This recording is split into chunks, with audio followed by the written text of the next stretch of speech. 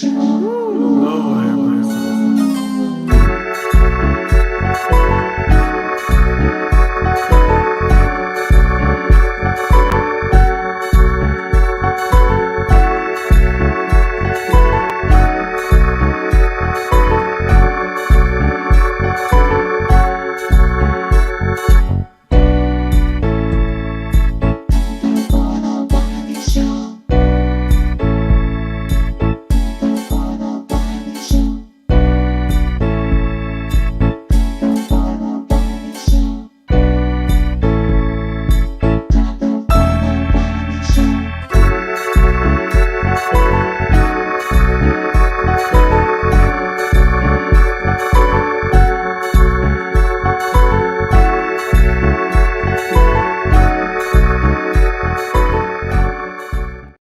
What's up, y'all? Happy Juneteenth weekend. I want to say happy Juneteenth weekend. Welcome, welcome, welcome. This has been an amazing, amazing day. We have a day full of content. So I can't wait. Full of content today because today is actually Monday. I told you, Monday are literally are the most days when it comes to content that we have. Like Mondays are literally when we say content on these days, it literally are these days, and Mondays are this particular day. And so a lot of times people they say, Sundays, the weekend literally are not the best days for like content because it's unless it's something. But Mondays it definitely do. Mondays it be a lot of content. All right, Station, y'all head over to YouTube. But Mondays are that type of day. You know what I'm saying? Monday is that type of day. Now we are live here, back with another video, and we got a lot to discuss here. I really want to say good morning to you all, good afternoon to everybody that's in here in the chat. We're gonna get right into these topics really quickly. Let me see what's the first topic that we're gonna get into right now. Okay, let's first get into Tabitha. Did I say Tabitha? Tabitha Brown. Did I say her name right? Anyway, I want to talk about this word because typically married women like her, they always think people want their husbands, right? And she said, I see the DMs, I see this, my husband is so fine. And what we really have to understand when you having these conversations about your husband, um, and when you are a public figure and you put your husband on a platform, he will have a lot of women looking after him. And it's up to him not to do it. But the problem is what she was saying, she don't have a lot of friends in there. We gonna see them together. We gonna have a conversation together. He's very attractive, whatever. But the problem is, it's a lot of people that will try your husband. Your friend will try your husband. Your cousin will try your. People will try your husband, and it's up to them to really keep that strong, will not to smash another female. Just like I was watching the movie last night, A Strength of a Woman, Real Love, A Strength of a Woman. I was watching part one and part two of these two films that Mary J. Blige executive produced, and it was an incredible film. Like it was really, really good. And when I tell you that that movie, one of the main character friend got pregnant, had a child, and then she found out it was her husband's child. Her husband impregnated her best friend. So things goes on. You know what I'm saying? Things happen. I'm not going to say that's going to happen for this woman you see on the screen, but we have already heard from rumors that her husband is cheating on her. And she's not as nice as she's pretend. Like all that, how y'all doing? Oh, okay, she ain't really that nice. That's just a facade. Just like the whole situation you're gonna hear if it haven't came out yet, it's gonna happen. Just like Kiara Clark, what was that? Is it Kiara? Her husband gonna cheat on her. It's just gonna happen. Like I could just predict and look at a guy like, oh, he gonna wind up cheating on her. It's just gonna happen. Just watch. Topic is the same thing. Her husband gonna cheat on her or whatever. If he not already cheating, because a couple people sending my DM saying he already is cheating on her, and that's why she's lashing out on her Instagram and lashing on her social media. And women do love to compete with other women. It's the women out here. All they sole purpose is to destroy marriages. They are so attracted to men with a ring on their finger. And it's women that extremely get in their feelings in that type of stuff. It's just definitely going to happen. And I feel it in my bones. Like, that's the type of women would do it. Just like you could get a guy, I can get a relationship right now, promote that I'm in a relationship. Multiple women would be in my DM. The same way with guys will be in a DM when when the female get a relationship. I don't forget a college friend of mine. We used to date, and I'm gonna call her. I'm just gonna say B. I'm gonna just call her Miss B. Okay, so she got married, and no, she got engaged, and I was really pouring out my feelings. I just wanted her because she got engaged. And so we were I was flirting with her.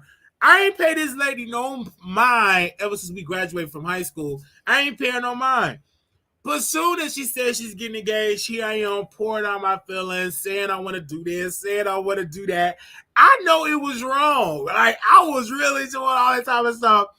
And of course, she blocked me or whatever the case may be. But then she unblocked me because the marriage flopped. It didn't work. He cheated on her. And so now she's in the DM. Now she want to have some payback, this and all that. And of course, we're gonna tap that. In the sake of helping her, I'm always willing to help give to charity, and she definitely needs to relieve that pressure and get her man together. And I'm gonna make a post about it, whatever the case may be. So I'm definitely gonna do it.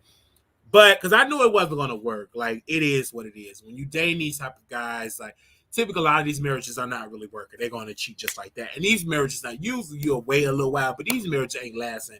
That marriage didn't even last a good 6-7 months. He'd have already cheated. Because I knew it was gonna happen, you know what I'm saying? She ain't the best. She's a whore herself, but she thought, hey, I'm gonna get married. Everybody else get married. I want to get out of my grandmother's house. I want to get married, but you ain't ready for that. So anyway, she in my DM or whatever, and I asked her, hey, what's going on? Oh, he cheated on me or whatever the case may be. And so we're gonna do everything, gotta do everything. And so it is what it is. And I might, it's gonna be great. But I was flirting with her because she said she was getting engaged. So I started flirting with her. And of course she had blocked me. And then now he cheated on her, and now she want her payback, which I'm done. I love payback, Punani. I think it's the best. I think so. I think it's awesome. I think it's the best. I love when you want to get that revenge type of thing, because we want to make sure we give her the full golden experience, the golden wood experience, because she definitely hit us up. But to this lady that you see on the screen, it's going to come out and she's going to leave her husband. It's going to happen. I feel it in my bones. That's going to happen. A lot of people can't deal with success and the influx of the hoes, because it's different. You know what I'm saying? Once you become popular, and because a lot of women want to see this woman suffer, so they will screw the husband, and he got to be a strong man because she travels a lot. She's always traveling, selling a book. She's picking apples and oranges and picking vegetables, and she's a vegan, and somebody gonna wind up giving that man some yoni or whatever. It's going to happen. It's just definitely going to happen. When I see it, and people are like, oh, Wiley, you were right. I know, man. It's definitely going to happen. Because there's some women that's going to work triple time just to see her break, just to see her cuss. Like, people want to see that for her. And she ain't going to be as nice, because once she finds out her husband is cheating, she's going to keep that picture up, that passage for a little while, but then she's going to have a breaking point, and that's going to be good clicks and views to see her, because she pretend like she's so nicey nice, but she really ain't. We're gonna see how it's gonna play out. I'm telling y'all, it's definitely gonna happen. Just like when you had Kiara's husband, and I told you, like, Kiara's husband is very attractive guy, and she travel a lot. It's definitely gonna happen because she's gonna decide to play. She got pregnant. He ain't gonna want to screw her again. She gonna get them stretch marks. Well, she probably already got stretch marks. That's a big bone woman. He gonna wind up cheating on her. And already she said, I don't have my friends staying with me with my husband. They don't have to never stay with you at all, but they will still try your husband. You know what I'm saying? Because you travel a lot. You always traveling. You know what I'm saying? I ain't wish her bad luck. This is just my prediction. We just giving a prediction here. You always traveling, singing gospel music, rolling around on the stage or whatever the case may be. It's definitely going to happen. I'm just saying, when it happened, I'm gonna be the first one to say, "Hey, I tried to tell you." Just like the other woman, they got engaged, they got a man, and they broke up. Because a lot of those gospel people, they date thugs. They love the thug. They don't want like regular church guys. And of course, and the thing about him, I see them in the chat already leaving him hearts because he be on there preaching. That's how I start. And they really love. It's kind of hard. That's why a lot of pastors they give the yoni, because you get that power. Once I become a pastor and I'm start preaching and get popularity, and you're really with women, most women that go to church, they're emotionally broken or they want a spiritual awakening, and that man have a lot of power. You get attracted to that man a lot, especially to give you good advice. They quote scriptures, they smelling good or whatever. They are attracted to men of some type of authority. Women are attracted to that. So that's why I feel like when he go and he be preaching in the chat, preaching on IG or talking, them women be, and I bet you them DMs be all through that.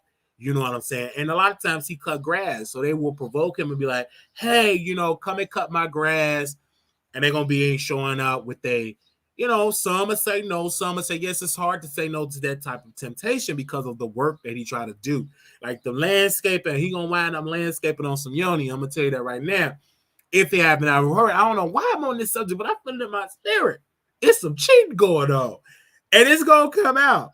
Really, what is that feel but chat? It's definitely going to come out. And so while she in there, especially this woman, you see her cutting up grapes and cutting up, squash and all that type of stuff, making squash dogs or whatever she making. Her husband go right up cheating on her. It's never going to happen. And then people going to be like, Wiley, you were so right. Her husband is cheating on her. And I don't care what it is. You could have a relationship and you could be married and that person could be married and they still would cheat. Like a lot of people don't really understand the power of marriage. They don't. So, it is what it is. And then the mistake that she made, she allowing her husband to live up off her success. And that's going to be a problem because she's going to pull up this boss woman mentality, and that's going to drive him away. Just watch. It's going to happen. I've seen it happen. That's why you should have let your husband continue to have a job, continue to bring in bread. You bring in bread because once you come the full-time breadwinner, then that's what is going to happen. What are you doing? Go. What? Where's she going?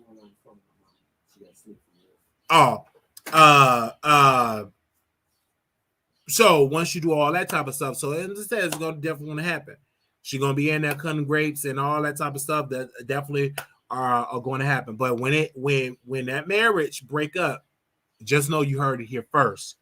On this Juneteenth weekend, you heard it here first. We broke it down to y'all first of that type of situation. But once you start making the money, it's difficult. Okay, it's difficult. Once you start making the money, that you women that make money, that's why I got to put my women in check. I'm still a man. Yeah, you bring it up, but you will be under my subjection once you come in this room. Once I stand up, you will stand up. Once I walk in the room, you got to stand up. You got to put these women in check because they think just because I make six figures, and they will respect me because I'm not gonna deal with all. You're not gonna bend me over with your boss mentality. Yeah, you're a boss in the corporate boardroom, but once you come into this household, I'm the leader, I'm the boss, and you got to be under my subjection. It's just that simple. Okay, I ain't gonna play that game. Yeah, you the boss of your employees, but once you come there, I'm the boss, and you must subject to that, and you must be in that kitchen cooking. Because I don't play that at all. Okay, I don't play. You will be in that kitchen cooking. I'm not gonna play that at all. Once I come up in the place, you must stand. Okay, and if you don't, I don't play. You got to be a submissive woman. I'm not gonna deal with you being a thug and being a man because I'm gonna put you in check. If I want a man, I'll be with a man. And with you, you must be under my full authority. If you can't do that, we can't get married. All right. Yes, you're a boss. Yes, you got multiple degrees. Yes, you're grossing about $60 million a year in your company. But when you come here, you is Mrs. Wiley, and I am the boss. Period. Okay. So it is what it is. I'm gonna be 1,000%. I am the the boss. You must gotta stand. You must gotta cook my food. It gotta be hot. And you may be a vegan and all that. And then, I might become a vegan too if it's good. But yes, I don't play no game at all. Okay. All right. I don't when it comes to stuff like that. Even if she don't have a leg, you better lift your hands up when I come in. I say you can put your hands down. Somewhere you're going to let me know that the president, the leader, have entered the building. It is what it is. Okay.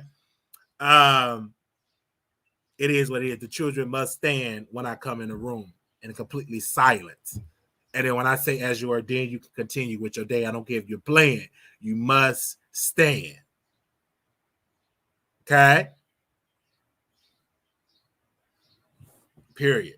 All right. You better put them hands up there on the legs. Okay. And so it's just that simple. You got to have my food hot and ready.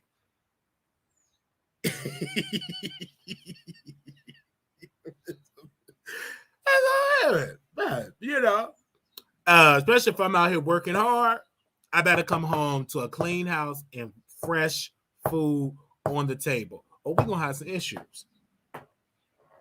Okay? It will have issues. It better be baked, dinner roll, and everybody in that house will be standing, or we're going to have some problems. Okay?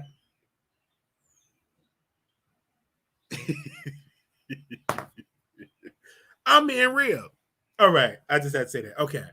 I'm just being real. So, yes, a lot of women can't deal with that. That's fine. We just won't be together. All right. So, you know what I'm saying? That's just it is what it is. Because if I'm making sure all the bills are paid, this is the requirement of Mrs. Wiley. You must stand when I come into the room. Period. You got to stand. All right. Food got to be cooked. Fresh food. Everything got to be fresh. I don't eat cereal, a full breakfast, full lunch, of a dinner cooked every single day. Every single day, 3 meals a day, house cleaned.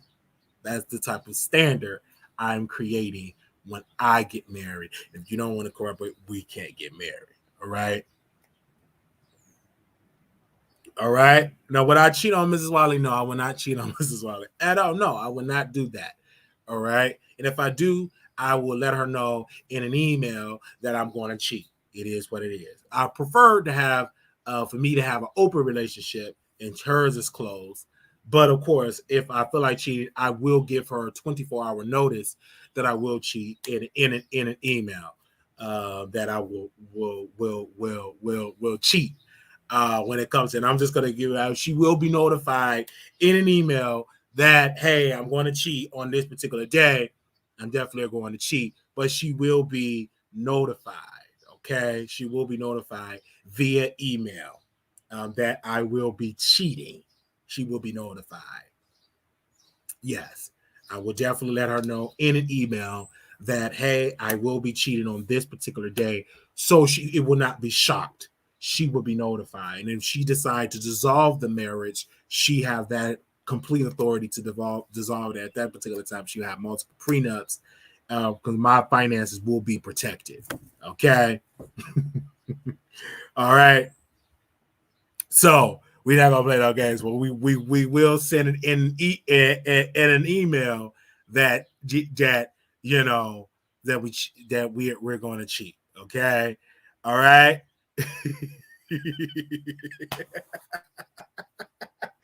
I'm not playing. It will be in an email. Okay. So let's move on. I'm just saying that all. Okay.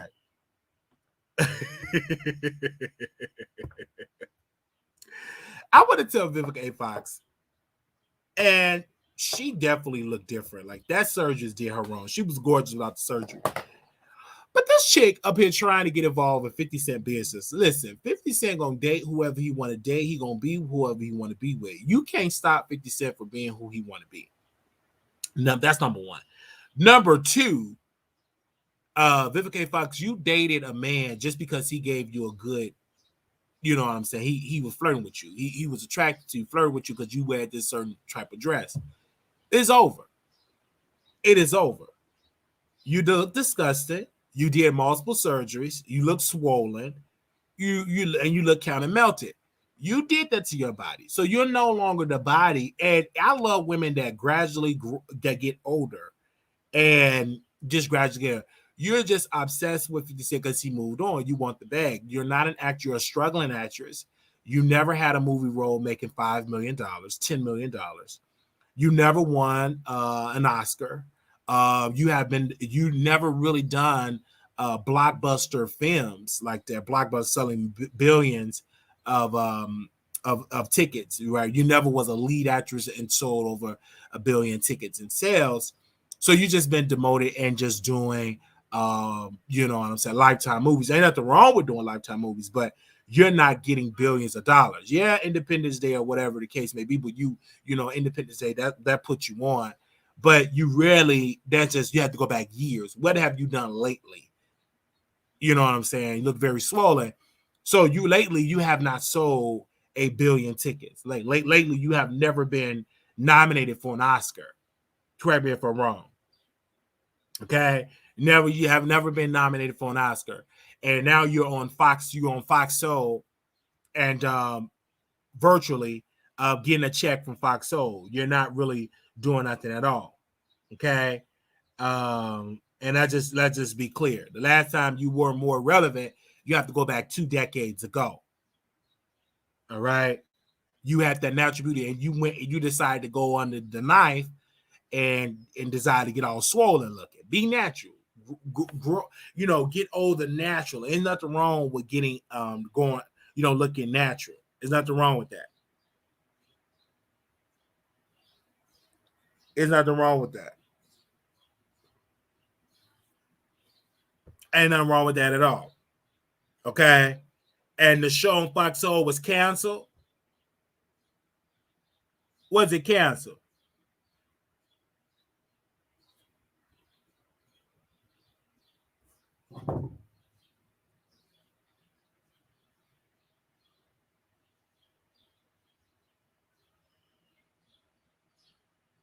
Okay. It was canceled. Damn. Not they canceled Fox Soul. Wait a minute. They did cancel that show. You're pathetic.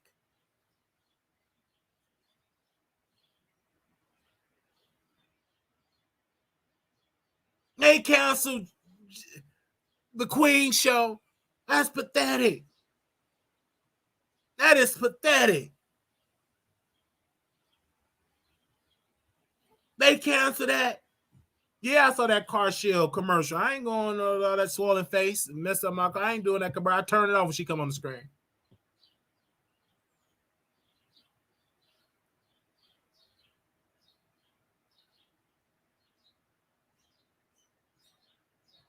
That they canceled that show. Wow. Well, they canceled T.S. Madison. T.S. Madison didn't get re-picked up. They canceled T.S. Madison show.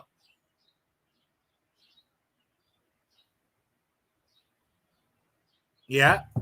Like they canceled T.S. Madison show.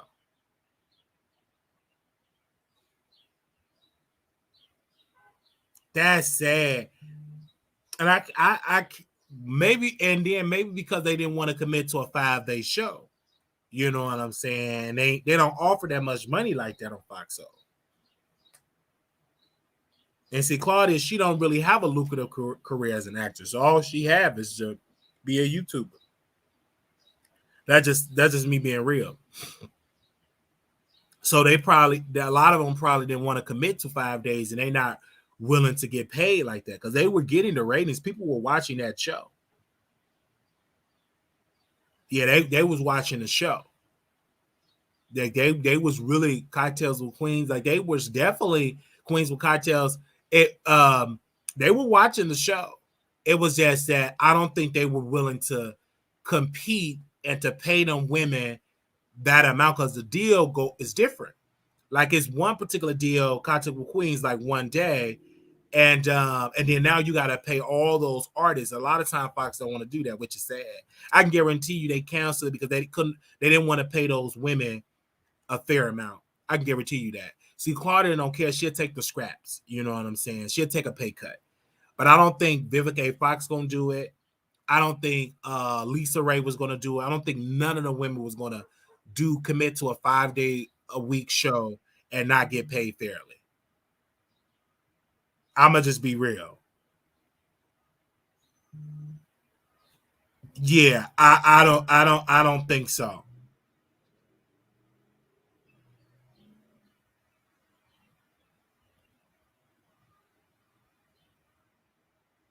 Yeah, I don't think so. I think it was something with deal with the money, because I don't think they would just cancel. They wanted to offer them a 5-day a week show, and they probably did when they went negotiate. They said they too expensive. You know what I'm saying? But Claudia, she'll take whatever. Fucking Anita will take whatever. You know what I'm saying? But those women, Lisa Ray ain't gonna do that. You got to pay her a bag. All them women, you got to pay them a bag. Yeah, you gotta pay them a bag. And I believe those are 4 women: Claudia, Lisa Ray, Vivica Fox. It's about 4 women. You got to pay them a bag. Okay, and a lot of them can't really do 5 days a week because they all are working actresses. All of them are working. Like Vivica, she does stuff on Lifetime. Lisa Ray does stuff on BET. She's still at Selena. She still work. All of them are still working. So I don't think they can commit. In order for them to stop doing what they're doing, those side gigs, they got to get a bag back, and they're not giving them no bag like that. See, Claudia ain't really. She ain't not a working Hollywood actress like that. She'll get picked up a little to be here and there, but she's not really that active in a Hollywood like that. She's a host. So she's trying to build up her resume to have her own daytime television show. Yeah, to have her daytime television show. Let me see. She also respects the producer, director, and the business. I have to give her a flower. Yeah. So that's just how that goes. She's trying to be the new Oprah, which that model is dying. Everything is online, which is Foxo is a great idea, but you could do that on your own. Everything that Foxo is doing, you could do it on your own. Okay, you can literally do it on your own. Get a panel of people. You could do that on your own, and then some YouTube show get more views than Foxo. You know what I'm saying? It is what it is. And CTS Madison tried to do it, and they gave her a very expensive model. They gave her a studio and everything, and it flopped. It flopped. It really did.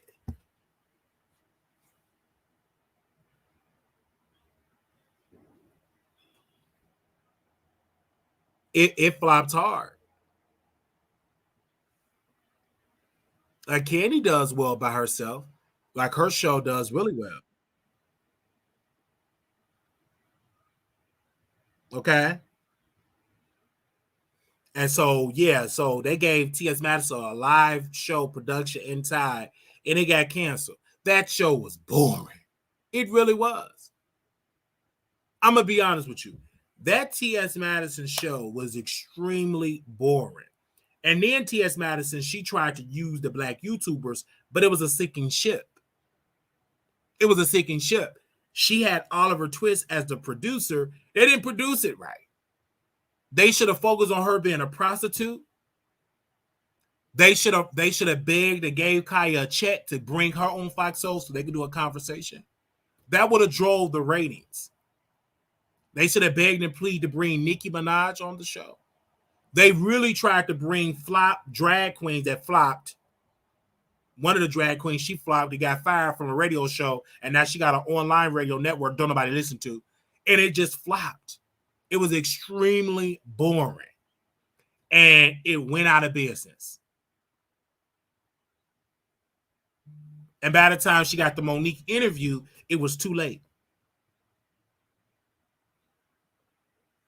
It was too late. And it flopped.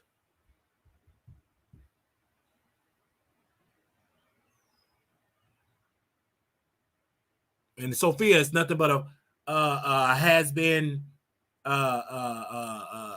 drag queen. Never made it. got fired from radio. Her time is over.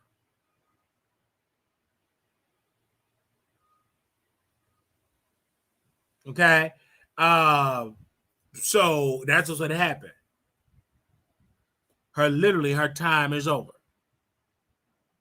They say I used to like Claudia until I saw her on her own. I don't remember if she was called Right.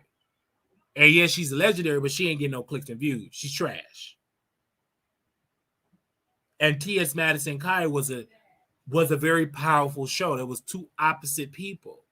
They was truly themselves. And that was what made the show work. You truly, in order for a panel, only for a duo show to work, if I were to work with a YouTuber, Wiley got to be Wiley. That particular YouTuber got to be them. And it will work. It's a couple of YouTubers that we would thrive as if we came together. I ain't gonna say no names. We would thrive. If I truly could be authentically myself, and that particular individual can be themselves, it will thrive. If I can deliver being me and you could be you, it will work. Do you hear me? And so that's the reason why that Kai and T.S. Madison show worked. Because they truly was themselves. Kaya delivered. T.S. Madison delivered. They bounced off each other energy.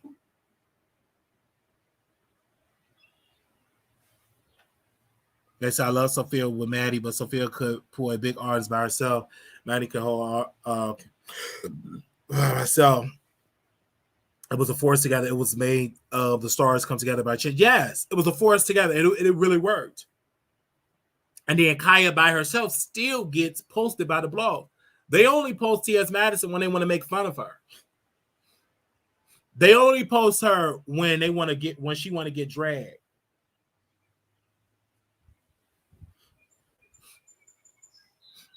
That's the only time they post T.S. Madison on the blog. When it's time for her to get dragged. Some she said controversial towards black women, and she would get posted just to get her dragged.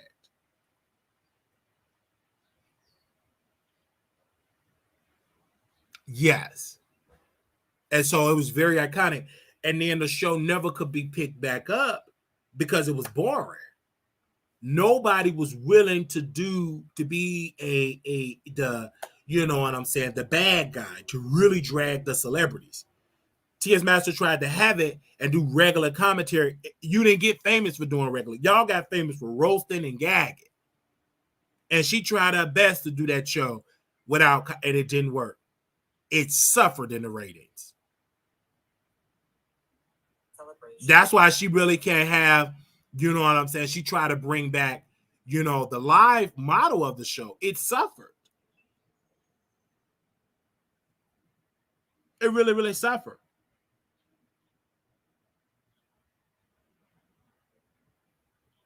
Like, you really got to know how to pull the heartstrings of your audience. You know what your audience like.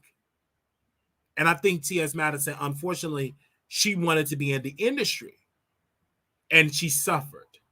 She literally said, hey, I want to be in the industry. I want to come out here and be in this industry. And she suffered hard.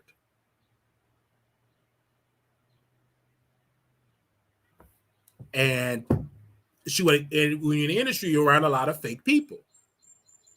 Like, Hollywood is very fake. I've seen YouTubers, they try to adapt that culture.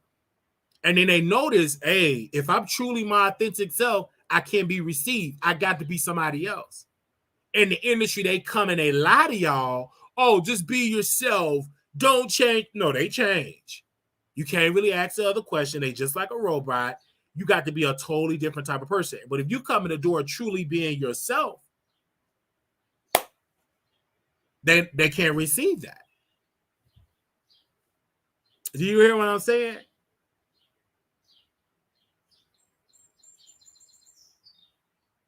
So it's just like, it's different. You got to like kind of like dumb yourself down in an instance.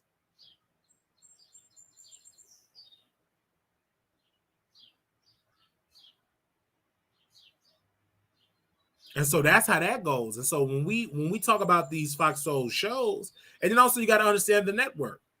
The network is very controversial. It's owned by a conservative think tank. It's owned by conservatives. And sometimes those particular, and also liberals too, but we're going to speak about Fox. They don't care nothing about black people. They want us to get entertainment by black folks. But when it comes to us really becoming some type of ownership of Fox, becoming executives, you don't see too many of us in those circles. Just like we had one of the producers of Fox Soul, I think Jeremy, what's his name? Whatever that man's name is, he was trying to throw shade at me with some mess. I said, sir, you work for a very racist network, very racist. So he was trying to criticize me because of some stuff that I was involved with on my website. And he was inquiring about, don't inquire about me, bruh. We don't know each other like that. Out of all the people he up there inquiring about me in Dallas. Where you in Dallas? You don't live in Dallas?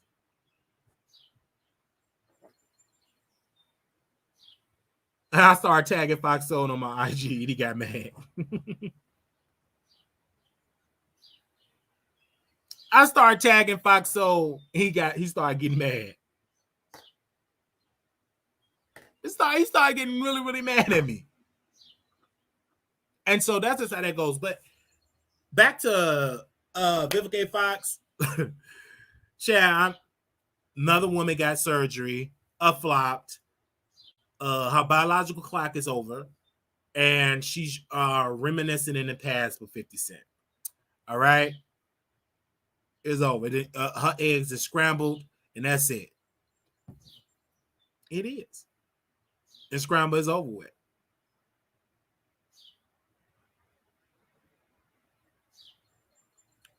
And people think it's less because it's so. Yes, that's what they do. They call it Fox. So no, it's very racist. You look at Fox, look at their business model, look at what they talk about.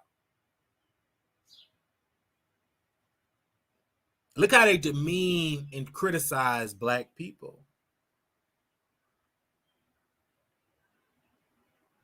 That's just how it is. So I'm not gonna say I'm gonna miss that show with Fox because I rarely watch Fox Soul material. I really watch TGIF. I really watch them over there, but I see it come down my timeline. But I really watch it. I don't really watch a lot of YouTubers anymore like I used to.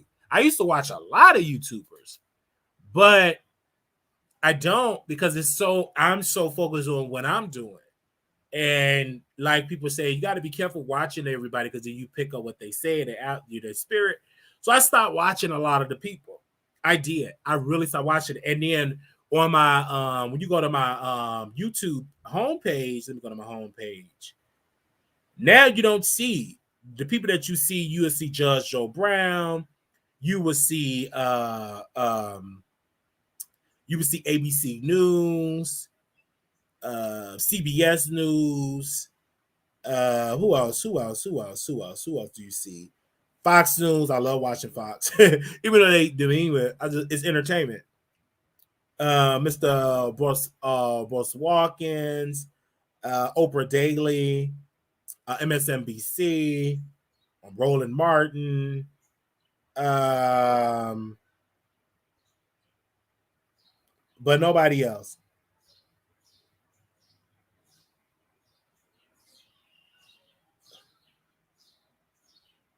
Cocoa Butter, Jennifer Hudson's Show,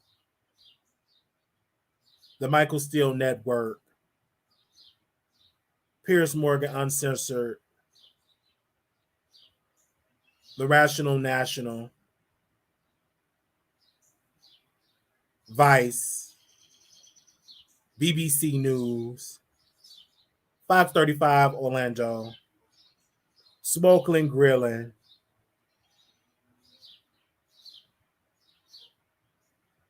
of course, DJ Vlad. I watch him sometimes. Sometimes. Of course, This Happened, 60 Minutes.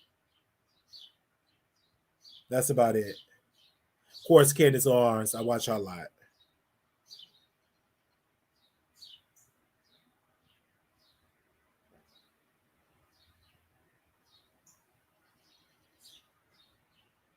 And then because YouTube have it where, oh, Eric Mays, yeah, I love it. So because YouTube have it where you can say don't recommend this channel and it don't come down my timeline because I don't even watch it. Like when they send it to them on IG, I see what they send me on IG. I don't click on the video.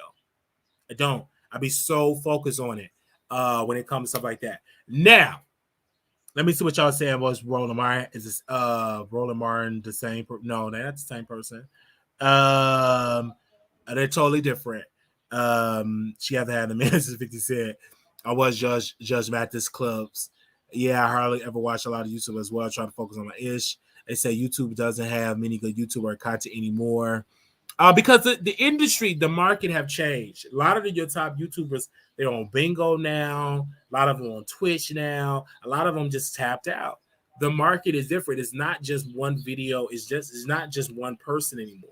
It's so many people. You got a lot of people that post on TikTok. It's so many alternatives now. YouTube are not the only one. At one particular time, YouTube was the only video streaming platform in the marketplace. That have shifted. There's so many more people in the marketplace, so many players in the marketplace that it's not just YouTube.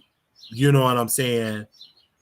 And then a lot of times too, a lot of people not focus on just doing commentators because, like I said, we're not restricted in our homes anymore. A lot of times we restricted our homes and everybody became a content creator.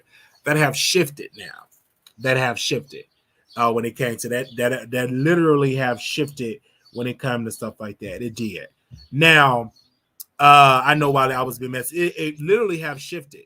So let's go ahead on and go into this piece. That Vivica Foxx. I love her.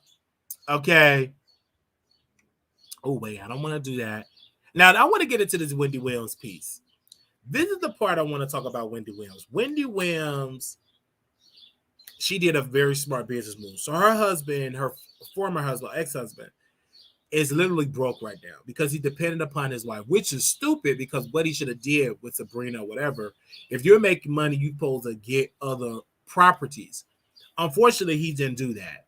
So now his alimony have ceased because Wendy Williams put in the agreement that if the show do not get renewed or if it's terminated, I can cease all of my alimony payments.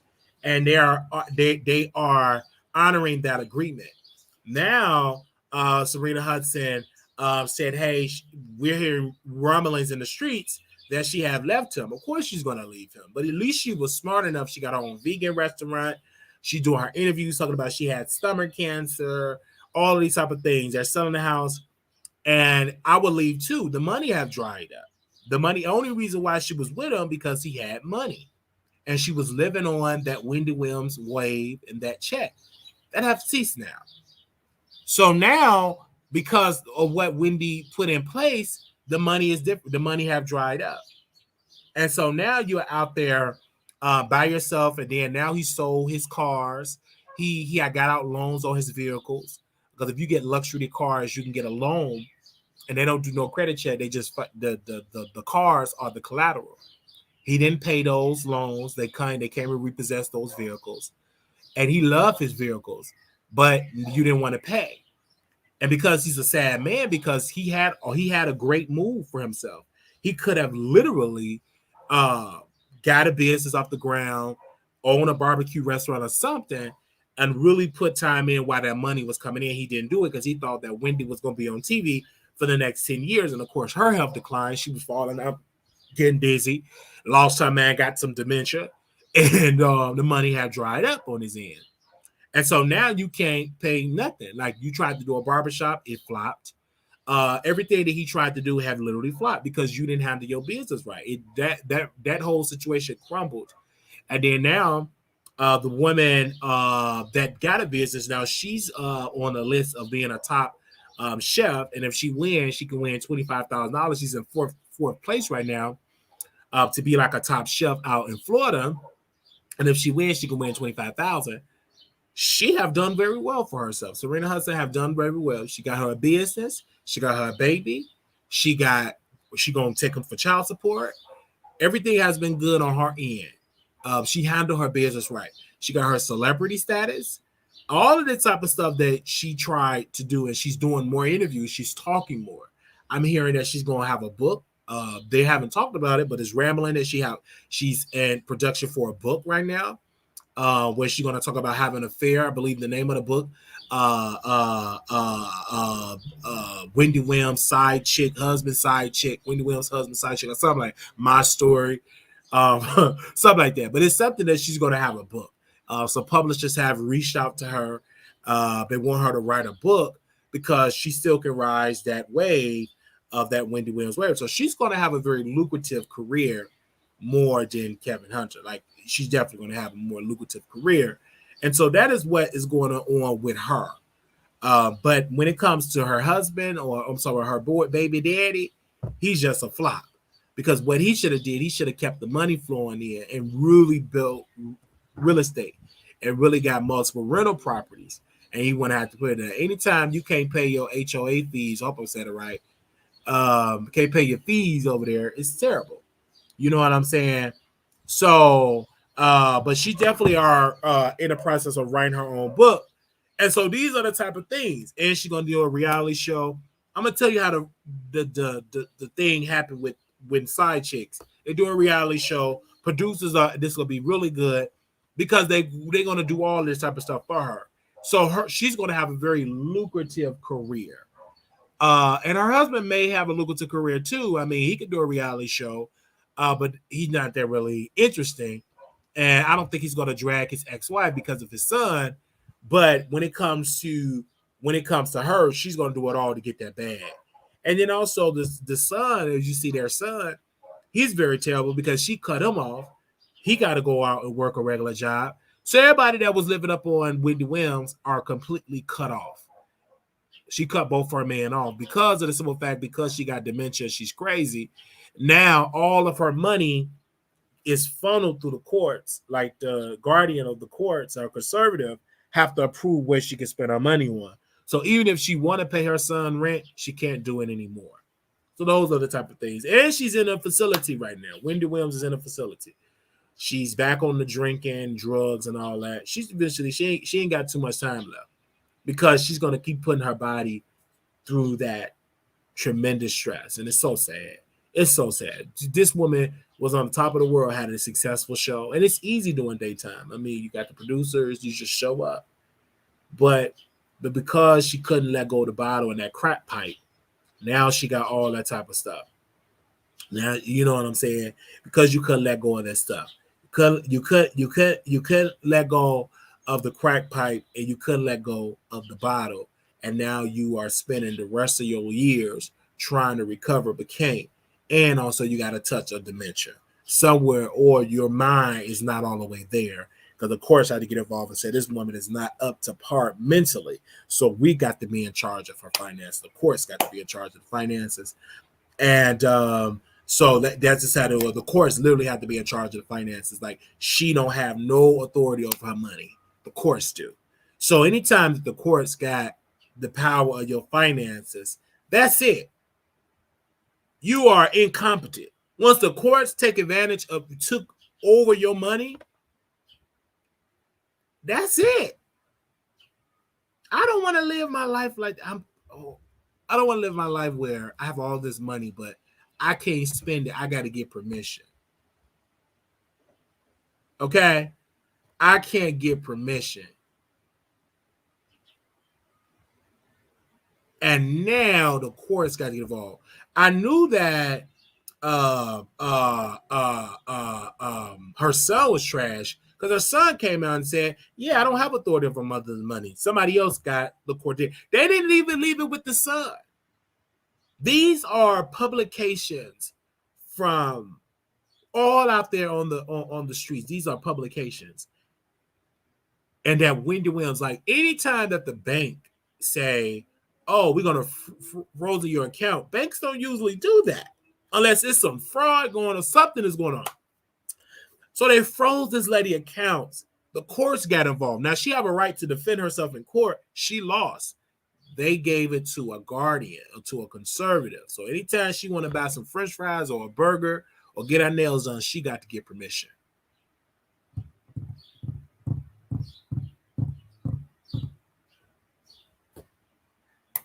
All right. Then the bloodsuckers that's around her still want her to do shows and wanted to pay her son to be in the show. He said no. You know what I'm saying? It's just a lot when we do. It's so sad when Wendy Williams. It's so sad. But honey, that's what they had to go through. And hopefully one day she get it together. Well, she probably not. She's a drunk and a drug addict. And those are the consequences that she have to go through. Drunk, drug addict. And her son is a user. She spoiled them. And now he doing interviews, getting paid to do interviews. Now he claimed he got paid to do interviews. When you get on the Sun, they pay you. Because he's broke. Daddy ain't got it. And the mama, her finances is a third party, and they not paying her son rent. So now the son doing interviews, and you gonna see him on television. Okay? So that's just how that goes. So give me a second. We're gonna open up the phone lines and let y'all call in. And Kevin is trash. And he's gay. So you know he trash. Not saying he trash because he gay, but because he played in a man Baditsi and he I think the guy said he had the boo-boo and he didn't care. That's what he told. That's what he said. That's what the guy said on Tasha K platform. That Kevin in his head he had the boo-boo. That's what the guy said. Now I didn't make that up. He said it out of his mouth. And the guy said, because his wife was sitting right there eating the grapes, and she agreed that my man had the boo-boo, and he went inside and he had to go boo-boo. Did he not say that?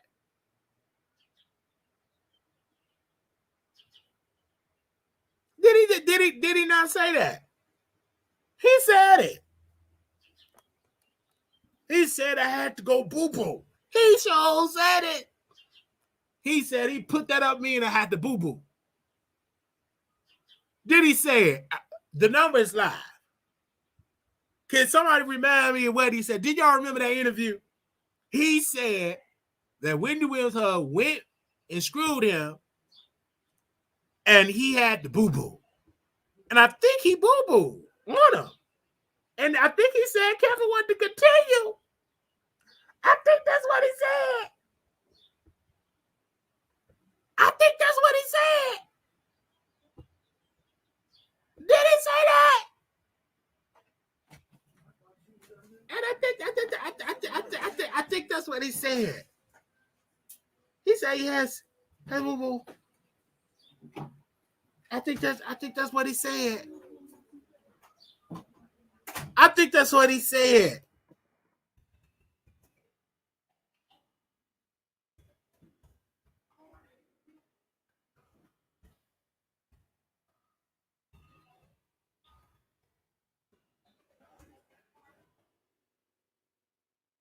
That's what he said. He said he told him he just finished doing the number 2. Okay, I know because it's been a long time. The number is 972-674-9462. Call in. But Wendy did the crack. She did the bottle. I tell people all the time, I say, you got to stop all that drinking. Because that drinking affects you. I didn't know that drinking affects you mentally. I mean, your memory. I didn't know that. Like drinking all of that alcohol will affect your mind. Okay? I think, you know what I'm saying? I didn't know that. I think drinking affects your mind. I could be, I was reading about that. It affects your mind. Yes. Hello? Hi. Hey, what's up? What you been up to? What you doing in Chicago, Mr. Texas? I love Chicago. You know what's funny? I just watched your segment, and you better quit coming for the queen. Who is the queen? You saw Queen Elizabeth? You said Queen Elizabeth? Who the queen? There's only one. Which queen is that? Nicki. Oh, Nicki Minaj is your queen. Huh? She your queen? She is the queen. Okay. Oh, she the queen. I respect your opinion. I respect yours too. Yeah, you definitely got to come on the show. Yeah, Well, you still in the city? I'm tired of these hoes here in Chicago. I'm so mad that I started a security career because I really want to fucking move. Oh, okay, I got you. I'm gonna come and see you sometime this week. Drinks on me. You know, it's only gonna be one. Oh, you said one drink. Oh, you don't drink like that. Well, yeah, you know, I will have a drink, but you know, I don't like getting drunk while. What about smoking? Do you smoke? Marijuana, baby. Of course. Of course. Now you know before you moved off the east side, we was over there getting fried. Look. Let me turn my camera around. Okay, you know, you living in town and stuff. Yeah, you look cute. Got some fun. You need to get your little line in. Yeah, I'm gonna do it. Oh, okay, that's what's up. But I tell you, look, you prepared. I'll be keeping my packs. Look, I bought some weed off this man the other day, right? He had a motherfucking plastic bag. Really? I ain't seen a sandwich bag in eons. Wow. When the last time you bought some weed from Weed Man and it was in a motherfucking sandwich bag? It's been a long time. I've never had a weed man that was in a sandwich bag. He must have ran out of the little baggies. He must be a club. Oh man. How you selling weed and run out of baggies? Yeah. That's like being a singer and your mic ain't on. Saying a singer like your mic ain't on. Yeah. So I'm definitely gonna connect with you this weekend if you're free. Hold on, my phone. Even though it's the 13 is like is this what's the newest phone out? I think what's the 14? Okay. You got the 2 camera things on there or the 3? That hoe is, but this bitch raggedy already. Oh yeah, we definitely gotta link up. So if you free this weekend, we definitely gonna link up. You know I'm free this weekend. I'm going outside. I'm be outside. You know, y'all know I don't know why I'm weird like that. Okay, I got you. Weird, but awkward. But yeah, I'm going to Pride. Okay, yeah, I'm gonna go with you. Yeah, my niece wanna go. So I don't know if you're in a relationship because last time you was in a relationship. I'm still with the same person. So you could bring your boyfriend too. I'm still with the same person. God is so good. You're number 8. Yeah, you can bring him. Child, when I say year number 6 and 7 was a trying time. But what Shirley did, but I had praying grandmother. Yeah, we definitely got to link up this weekend.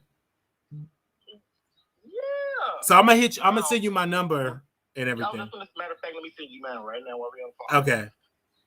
You know I ain't got no friends, baby, and I like it that way. Yes. So when the real, I'm gonna come and hang out. Yeah, I haven't seen the Chicago people since I moved, so it's a lot of new people. I came over there and we hung out, we talked this stuff right before you moved.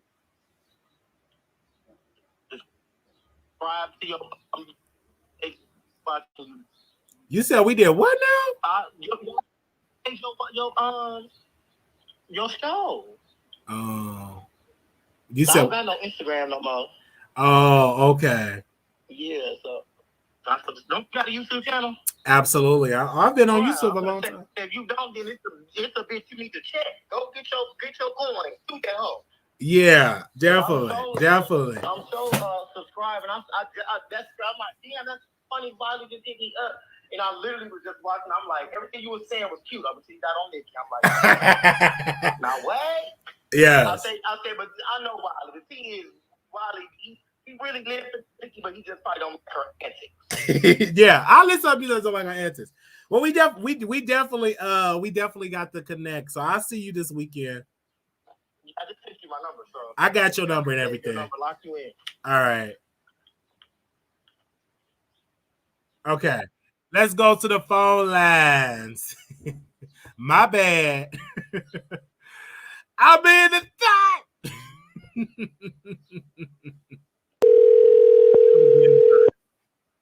But I have some stories about that guy, but I'll get into it. I do have some stories about him. What's up? Welcome to the Wilder Show. Hello. Hey. Hello. Can you hear me? I can hear you. How you doing, Wiley? I'm doing good. I love you. You know what? I do. I love you. Everything you said about Wendy was wrong. It's me, Jezzo. Everything you said about Wendy was wrong. She's doing fine. She is in a facility. She's getting the help that she needs. Her son did see her. They was together a few weeks ago. Far as Kevin's concerned, Kevin is not as broke as what the blogs is saying about him. Kevin actually owns 2 restaurants here in Brooklyn, and he's about to open up another restaurant in Brooklyn. Kevin also owns a publishing company. Tasha Scott is one of his clients. That cookbook that Tasha Scott wrote is published by his company. So Kevin is not as broke. Also, it's this notion that Kevin is this gold digger. He's not a gold digger. Kevin was already established before he met Wendy.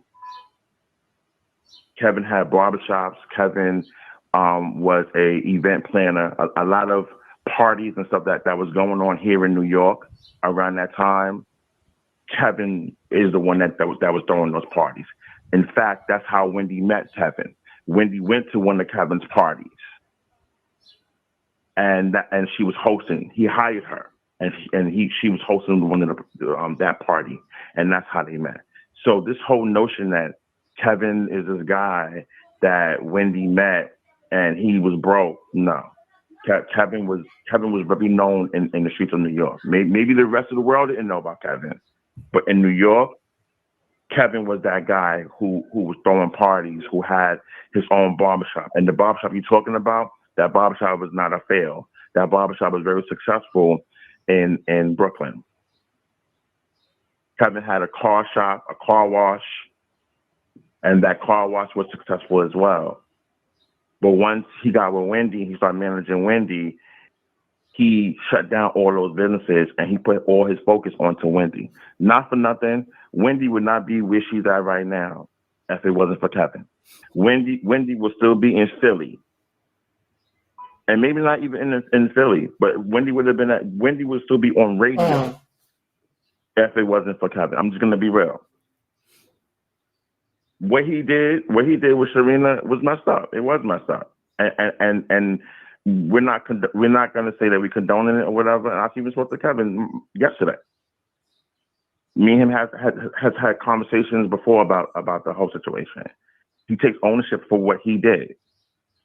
It's not right. But in the same token, Wendy ain't no angel either. And I'm not trying to diss Wendy. I love Wendy. That's my girl. But right is right and wrong is wrong. And Wendy is not, she's not an angel in that relationship either as well. But because of the respect and the love that he has for Wendy to this day, he's not going to put Wendy out there like that. And then that's the mother of his child. So he's not going to put her out there like that. He's not going to express or tell what he went through dealing with Wendy. It's a lot of things that he could say, but he's not going to do that because he's that good of a man that he's not going to do that. He still loves her. 25 years you can't throw away. And I said that to him myself. I said, Kevin, 25 years of you being with that woman, there's no way in the world that you could sit there and tell me that you don't love her. You still love that woman, and she still loves you. Wendy was madly in love with Kevin to the point where she chose Kevin over her own family. And that's what drew her over the edge. The death of her mother, the death of her old producer Skeletor, and her failed marriage. And that's what drew her over the edge. That ultimately I feel like that's what led her back to drinking. Because she was good. When Kevin was around, she was good. If you look at the timeline, ever since her and Kevin broke up, that's when it was a downward spiral. She fell off the wagon once he was out the picture. And I know it's for a fact. Well, for me, I disagree. I think the producer said Kevin was very manipulative. He took over the show. He did not know what he did. He did not know what he was doing.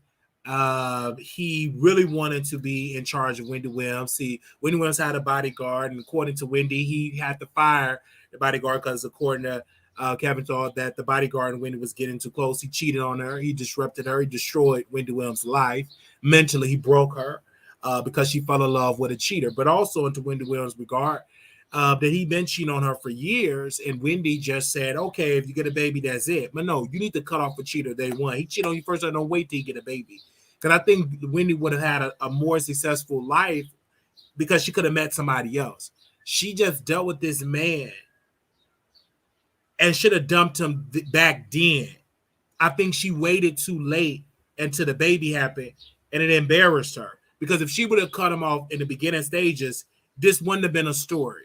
This wouldn't have been an issue. It wouldn't have affected her that way. And then also, she's a very weak black woman, very weak, because she decided to get back on the drugs, on the crack pipe, and on the alcohol, and it destroyed her career. She picked up these bad, terrible habits, and it destroyed her career because of decisions she made. Even though we can blame her husband, we could blame her husband all day for what he did, yes. But she the one that decided to pick up the bottle. She the one that decided to pick up the drugs. It was an issue. It was a very toxic environment with her doing that. She invited to do all of the drugs and also the alcohol. And they said and it affected her to the point that it also affected her decision-making skills, that the courts got involved and said, hey, you can't even control your bank statements, your checkbook, because you are mentally incompetent. So they decided I'm gonna stop you with that. I'm gonna stop you with that. To be over her money. I'm gonna stop you with that. She ain't over her money today. Somebody else. I'm gonna stop you with that. That whole court situation with the conservator is nothing but a bunch of leeches who put alcohol around her, knowing that she had a previous substance abuse problem. She stated this on the radio. On the radio, she stated this. Like, this is well known. She stated that she was on drugs at one point. They knew what to do.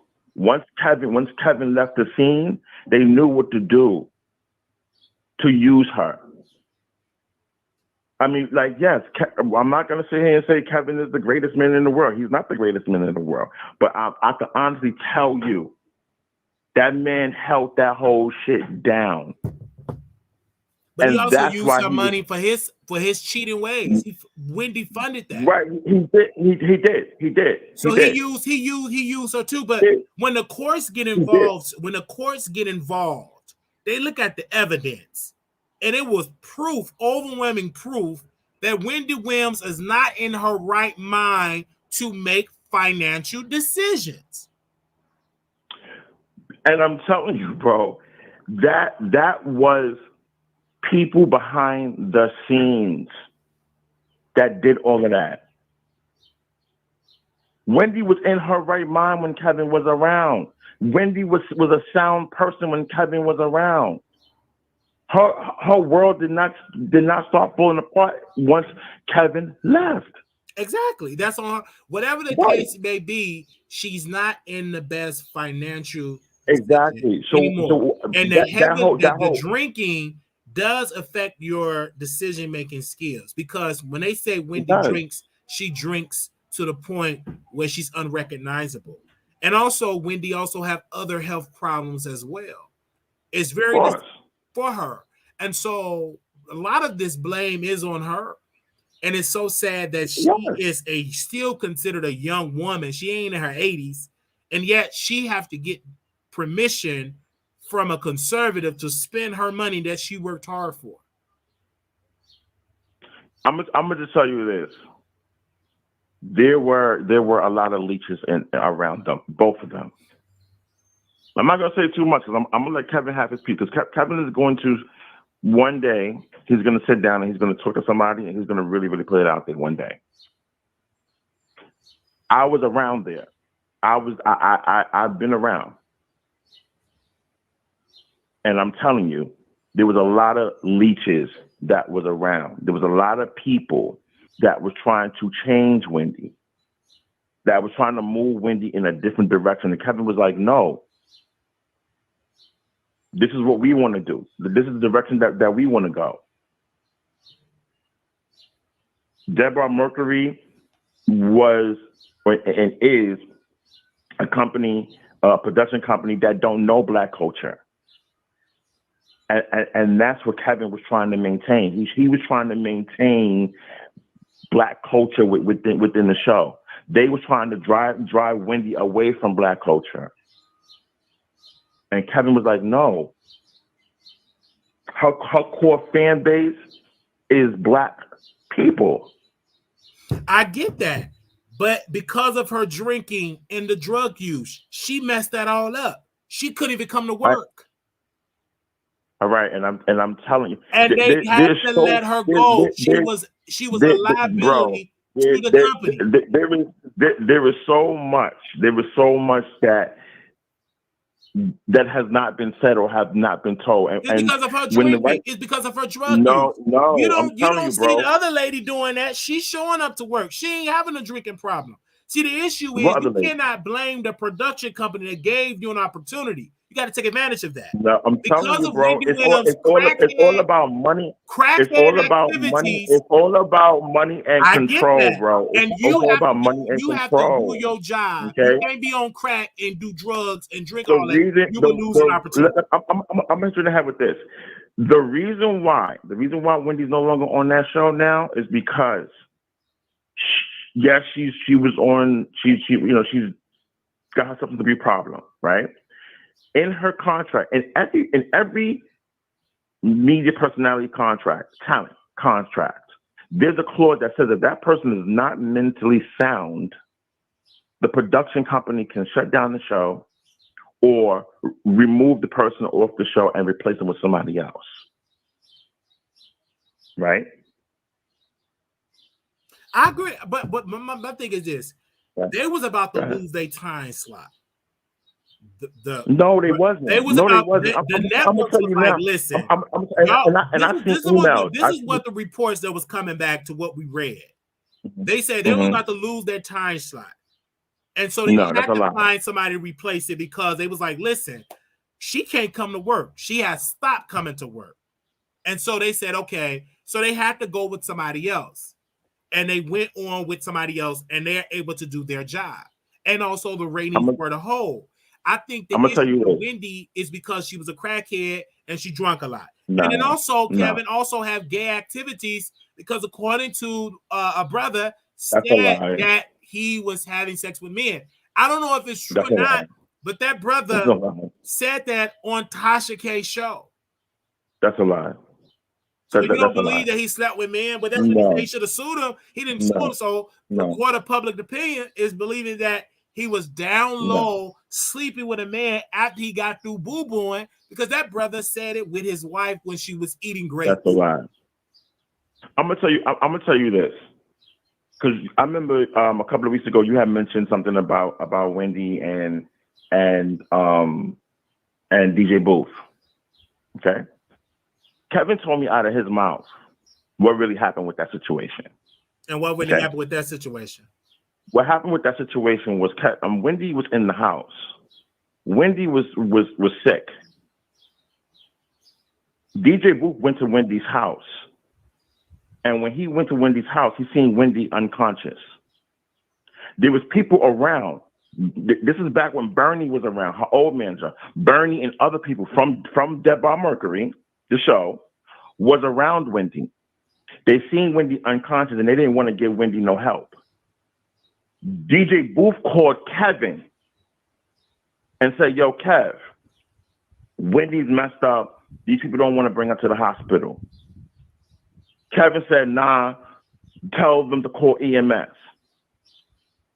Little Kev called and threatened them and told them, if y'all don't get my mother some help, I'm calling the cops.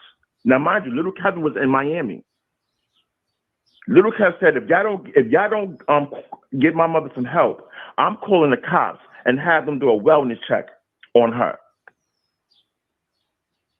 They eventually gave in and called EMS. EMS came and got Wendy. Wendy had to have, I believe it was, I don't want to over-exaggerate, I believe it was like maybe 3 or 4 blood transfusions because that's how much alcohol she had in her system. Wendy was near death in their house. And before DJ Booth came, nobody did not want to get her no help. That's the real story. And then later on, they made DJ Booth sign an NDA and told Booth that, you know, he was good. But my thing is this. And hold on. Let me finish. Let me finish the story. But the problem is you're trying to blame the production house. That's a Wendy Williams issue. No, I'm telling you, bro. There's a lot. And the blame is on her. Bro. Again, you got to blame it on the person with the drug. But let me finish. Let me finish. The drug issue. She got the alcohol issue. It's on her. Bro. It's not on the production house. This is because of her drinking problem. Let me finish. When DJ Booth signed the NDA, okay, Deborah Mercury, not Wendy, Deborah Mercury, the production company, made him sign an NDA. Booth went to work, did the show. After the show was over, they fired him. Good. Because again, I'm gonna say this. Because why? Because when you work in a production house, anybody know this when you work for a company, you will sign documentation. Some stuff you cannot say, some stuff you can say. Knock that out the window. Wendy Williams was a drunk. Whitney Houston was a crackhead. The blame is on the crackhead, on the drunk. The problem is with the black community, y'all lay it off of them and blame the white people. It ain't their problem. Most of these crackheads and drunks were crackheads and drunks before they even got signed up for the show. Wendy was a crackhead and a drunk before she became a television host. It's on her. She the one that messed up. And it's affecting her health to this day. Her husband was evil. He no different than Dermar Mercury. He no different because he was screwing other women off of his wife's money and kind of pushed her more into being a drunk. The issue is them, not the production company, because now you got a new host over there on the time side. None of these issues, ain't nobody getting drunk, sloppy drunk, ain't nobody slowing over their words, they not faint on the set, everything is well. I'm gonna tell you about that. I'm gonna tell you about that, Wiley. Sherry Shepherd learned from Wendy. Sherry Shepherd knows what trust me, trust and believe. I'm telling you, bro. I've spoken to countless producers that she's not a drunk. Hear me out. Wiley. Hear me out. And she had a lucrative television career with The View. Wally, she's not a drunk. See, the problem with you is that you taking Kevin's side and saying, "Oh, Kevin's not gay." I'm not know that. Listen. I'm not taking Kevin's side. I'm not taking Kevin's side. I'm telling you the truth. I'm telling you. Only taking his side. You don't have. I'm not taking Kevin's side. Let me say this: we all just taking what's happening publicly. Because at the end of the day, let's just put it and say it is true. I would drink too if my husband's screwing another man. Do you know how degrading that is for a woman to find out that her man is sleeping with another man? It's not about taking Kevin's side. It's about telling the truth. That's what it's about. It's not about taking Kevin's side. Y'all sit out here, y'all sit out here and y'all do all these bloggers and spew nothing but lies. And it's not or half of the truth. But Wendy half not of a it, liar. So everything that Wendy Williams have said was the truth. Everything that Wendy said was not 100% accurate. So we all It's not in the 100% same boat. accurate. So And you can't tell us all lies. even Wendy herself, even Wendy said herself that in that movie, they didn't state everything that transpired because they had to cut it down for timing. Well, what I'm saying is that Wendy Williams is a drunk. That's a fact. And because of her drinking, she messed up her bag. And Sherry Shepherd was able to take advantage of the situation. These are facts. And because of Wendy Williams being a sad, pathetic woman, want a man, and not standing up to a no good trifling man, then she allowed him to attach herself to her career. All he's gonna change. He's gonna stop cheating. As long as he don't have a baby, I'm cool with that. Then the man get a baby, and this is the only time the first child we know of. And then you got the child. Then okay, now I got to divorce you, and it was too late. Then you got to do it. Everybody drag you for Phil, and Wendy couldn't handle it.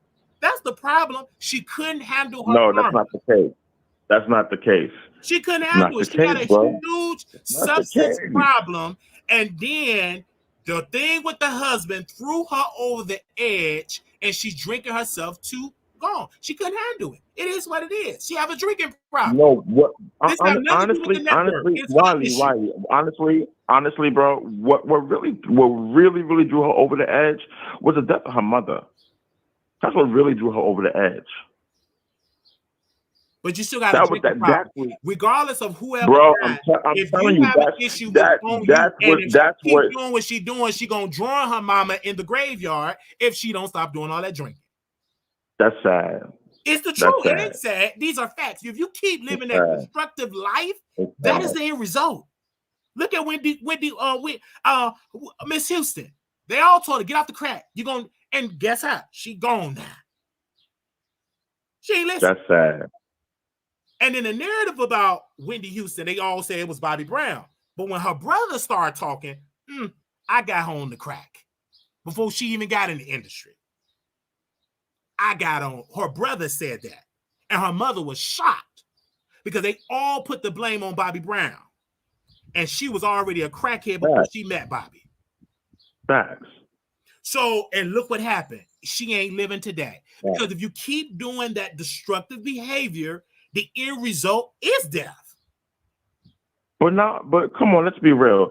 If a person who has previous substance abuse problems, if they are around people that's indulging, eventually they're gonna get tempted. If there's people that's around that know that you previously had a substance abuse problem, and they're bringing alcohol to you or around you, eventually you're gonna fall to temptation. That's you. You got the drinking problem, but then you also got to add in the context. If I'm a millionaire, if I'm your employer, you're gonna give me what I want, or you're gonna get fired. So again, they know what to give Wendy Williams and what she gonna get, because if we don't give it to her, she gonna get it anyway. Just like Wendy Houston. She was always gonna find the crack. She's a celebrity. Right. So the blame is on the crackhead, on the drug person, or on the people with the drinking problem. Because if you're the boss, you're gonna bring people in your inner circle that's gonna feed that spirit. It is what it is. Or you're gonna fire them, you're gonna find a way. It is what it is. No. She was fine. She was fine before all of this. I think that she never was fine before all of this. I think that she was able to cover it up. I believe she was playing around with it. And the addiction, when you play around with stuff, the addiction got a hold to her. And she couldn't handle the backlash of this man getting a baby. And then now she's getting dragged all over the internet. She couldn't handle it. And she went down. After that baby, just go back to the baby. Ever since there was an announcement of this child, and the backlash she got, she went downhill and she lost that show. That's not true. Lost it. That's the only particular point. When I saw her doing her interview and she was talking about this when she was doing her documentary, she did the movie. She was crying. She was hurting. She wasn't in no predicament to do no show. But again, you the boss, and we gonna do what you want to do. This a bad. And she sat there and she cried almost the entire time. Eyeballs so huge. And I know she smoked a couple of rocks after she got done with that. And she went downhill. She went downhill. These are the facts. And then Kevin wanted to live up on his wife. And then it was agreement, and he signed it and said, hey, if it don't get renewed, she can stop her alimony payments. That's in the paperwork. That's why the alimony payments ceased, because she lost the show. What you're saying right now is not fact. She lost the show. She lost the deal. It's not he fact. Don't get the alimony check. Them Fact. checks have ceased. He ain't getting no alimony check now. I don't know what he's going to get in the future, but them checks have ceased. He's trying to sue to get the checks back. No, actually, he's trying to sue so his son could be supported. That's what he's trying to sue for. And it's going to be a challenge because other people it's going to be a challenge. He haven't gotten it now. That son gonna have to wind up get him a job because the money that's over there, the way how it's tied up over there, he really got to have some good lawyers. And Daddy got his own financial issues, and we will see if the judge even allowed that.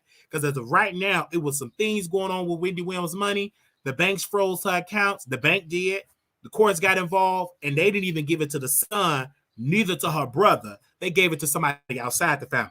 So something happened. I don't know all the details, but something happened that they gave it to a It's all a conspiracy. People is working against Wendy. Well, that's her fault, and she can't. And I'm telling you, when Wendy gets better, she's going to spill the beans. That if she gets better, that have not happened yet. She's gonna get better. Trust and believe. She's gonna get better. She's gonna get better. She's gonna get better. Yeah, because she has the wrong people around her. Are we blaming it on the people and not her? Well, of course. Yes. Well, that's her fault. That's She's on her. Sick. We're not gonna give her no sympathy. You think Wendy should get some sympathy? Yes. She didn't give Wendy Houston no sympathy when she was on crack. She's sick. She didn't give nobody the sympathy, so she got to deal with that karma. This is her karma. Ain't nobody gonna give. Right. They're not gonna give. Wendy, they're not gonna give Wendy Williams this sympathy. She gave out the energy of dragging celebrity of their demise or their illnesses. She ain't gonna get no sympathy, and she's getting dragged all day long. We're not giving her that sympathy. We ain't gonna giving it to her. Every time that she's being mentioned in the news, she's in some type of facility or she's in a store looking like a homeless woman, talking about she got a new show coming out. Remember, she had the podcast that's coming out. Then she told Jason Lee that she was married to a police officer. All this stuff that she doing. I do agree that she's being exploited, yes. But a lot of that, she could have been not exploited and she could push back that battle. Jason Lee is a horrible man because he knew that Wendy was not well and he pushed her out there. I don't blame Jason Lee for doing it. I would do it too. He pushed her out there. It's about a bag. No, it's different. No, it's different because you sit there and you call her your friend. This is my friend. We speak every day. I love Wendy. If you loved her so much and you've seen that she's sick, she's ill, you would have not pushed her out there to go to some damn party. What about her husband? Her husband took the vows and got on one knee and said for better or worse not to cheat on her. Come on. It's her husband's fault. So a lot of these people, it's not her husband's fault. It is her husband's fault. Husband, of course, he got to take some of this. Her husband ain't innocent. He got to take some of this blame. He's not innocent, and I'm not saying that he's innocent. He have to take some of this blame because a lot of stuff he did a lot of effed up stuff. He did. And he got to take some of that blame because a lot of things Wendy Williams was financing for him to Kevin takes accountability for everything that he has done in that relationship. That's why he got to sell that house. That's why his business are flopping. That's why the lady got a little stomach because it was built on a lie. It was built on mess. And that's why he's going through what he's going through. And then he's trying to Stop. fight. He's Stop trying believing to what you fight to read. get more money from his wife, which is fat and pathetic. Go get your own job. Stop You cheated on her. believing what And you I think the read, laws are Wally. so stupid and need to change. That's why I tell rich people, don't get married to a broke person. If you ain't got billions, we not equally yoked. We just gonna shack. That's why Oprah Winfrey, I love Oprah because she got Stedman and never got married. And Oprah admitted it, but most rich women would never admit. She said if we would have got married, we would have been divorced a long time ago. They just shack, boyfriend and girlfriend. Because once you become, Mary J. Blige said the same thing. Once you get money, you get, if the divorce don't work, you're going to have to wind up paying your ex-husband. And they can cheat and all this, but because they're accustomed to a certain lifestyle, you got to pay alimony check. That's why you shouldn't get wealthy to no broke. You got money, you get with somebody that's broke, ain't got nothing. Because when they cheat on you and divorce you, you still got to pay that man a bag. Because he's going to get a lawyer and tell that judge, well, I'm accustomed to a certain lifestyle. And you got to wind up paying him a lot of money. That's why Mary J. Blige had to say what she had to say. Her husband cheated on her, but yet she still had to pay him money for years. It's like, you got to know what you're doing when you get in marriage. Marriage is a business. If that business dissolve, somebody, if you got the money, they're going to come after your bag. Well, I'm just saying, don't believe the hype. Kevin is not broke. Well, listen, I don't know what's that. Just like Wendy Williams said a whole lot of things about people. I'm telling you, listen, what's in the blogs. Wiley, but we're no different than Wendy Williams. Wendy Williams used to read the National Enquirer and repeat what she read on her show. We're no different than what she did on the radio show day. No, you're right. Wendy did read stuff, but she also got exclusive stuff. People was bringing stuff to Wendy. I understand that, but people bring stuff to us. The word on the street is that evil, that's the thing. That's the thing. That's what the word on the street is. That he's everybody outside of New York swear they know the history about Wendy Williams. Everybody outside of New York swear they know so much about Wendy. Y'all don't know a lot about Wendy. Y'all only know what Wendy tells y'all. Y'all only know what y'all read in the blogs. Y'all wasn't here when she thought she knew stuff about Wendy Miss Houston, and we supposed to believe that was gold. See, again, you want to shield her. Y'all think y'all really know. Listen, she's a public figure. Y'all don't really know Wendy like that. Y'all don't. But she didn't know half these celebrities she was talking about, but she talked about it. When Wendy was on Hot 97, when Wendy was on Hot 97, before she became syndicated, before everybody was able to hear or listen to Wendy, and we here in New York had the exclusive on anything Wendy. When people was bringing information to Wendy, Wendy was getting her information from newspapers and stuff like that. But it got to a point where people was delivering information. Managers, publicists were delivering information because they knew if Wendy's talking about them, their artists, their clients are gonna blow up. And now she being talked about. She don't have that anymore. Right. She's a drunk. And her money, she got to get permission for somebody else. These are facts. But see, here's the thing. Here's the thing about Wendy. Wendy's not asking for nobody for sympathy. Wendy don't give a fuck about people having sympathy for her because she knows what she did. She knows what she did, and she knows that it comes with the business. She knows that. To be honest, Wendy liked the fact that she's in the blogs. She likes all of this. Wendy is laughing at everybody that's talking about her right now. It's when y'all don't talk about her, it's when it's a problem. But Wendy likes all of this. She's relishing in all of this. The negative shit, the positive shit. She likes all of this. Because as long as y'all keep her in the blogs, the more relevant she will be. Mm.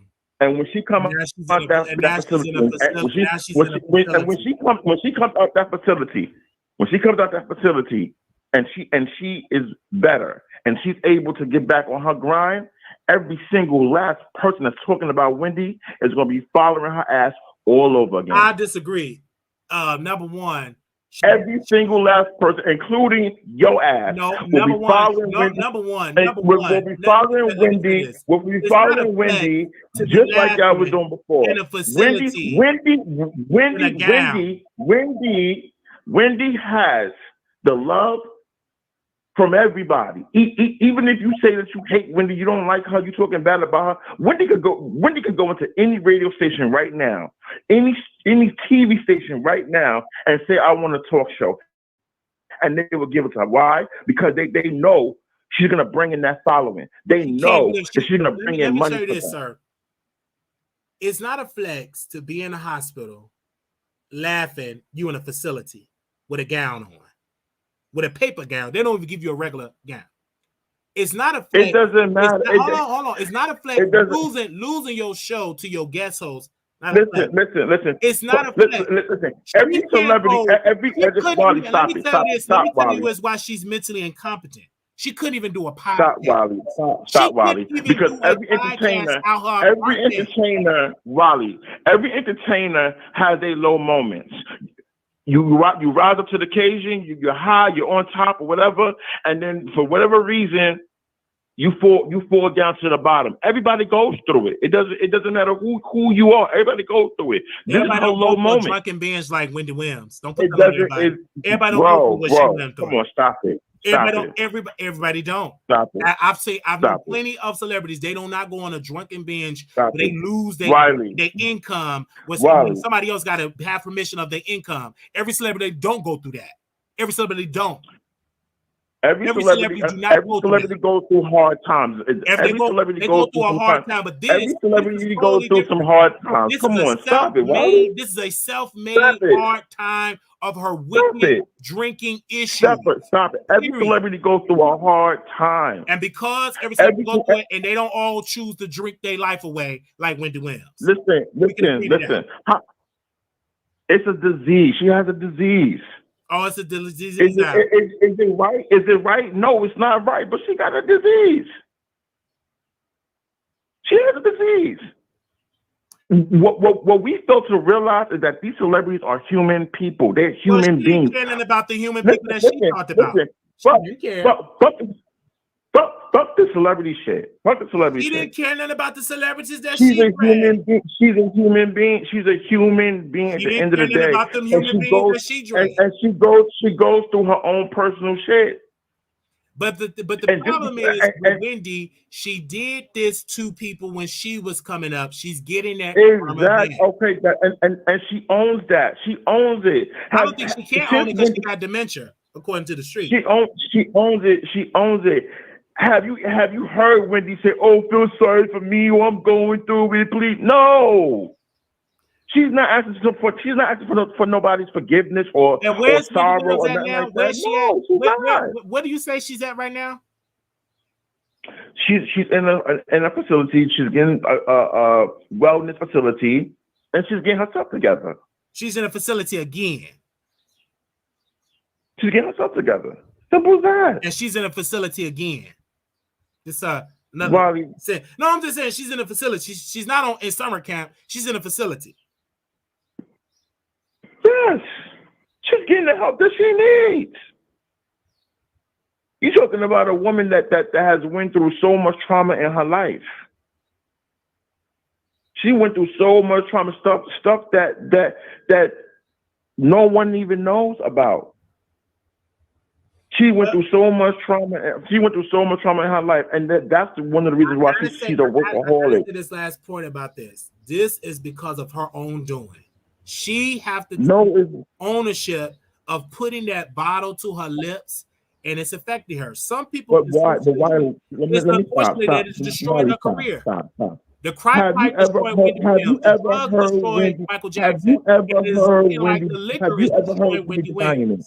Have you ever heard Wendy denying it? Have you ever heard Wendy saying, "Oh no, I didn't do this. No, I didn't do that"? No. That's what I'm saying. And see, the issue is with Wendy. The issue is with Wendy Williams and myself. Wendy. That's why everybody loved Wendy. Let me say this part. Wendy Williams had something that most people would never have. They would never have a successful show with millions, when hundreds of people are dependent upon her.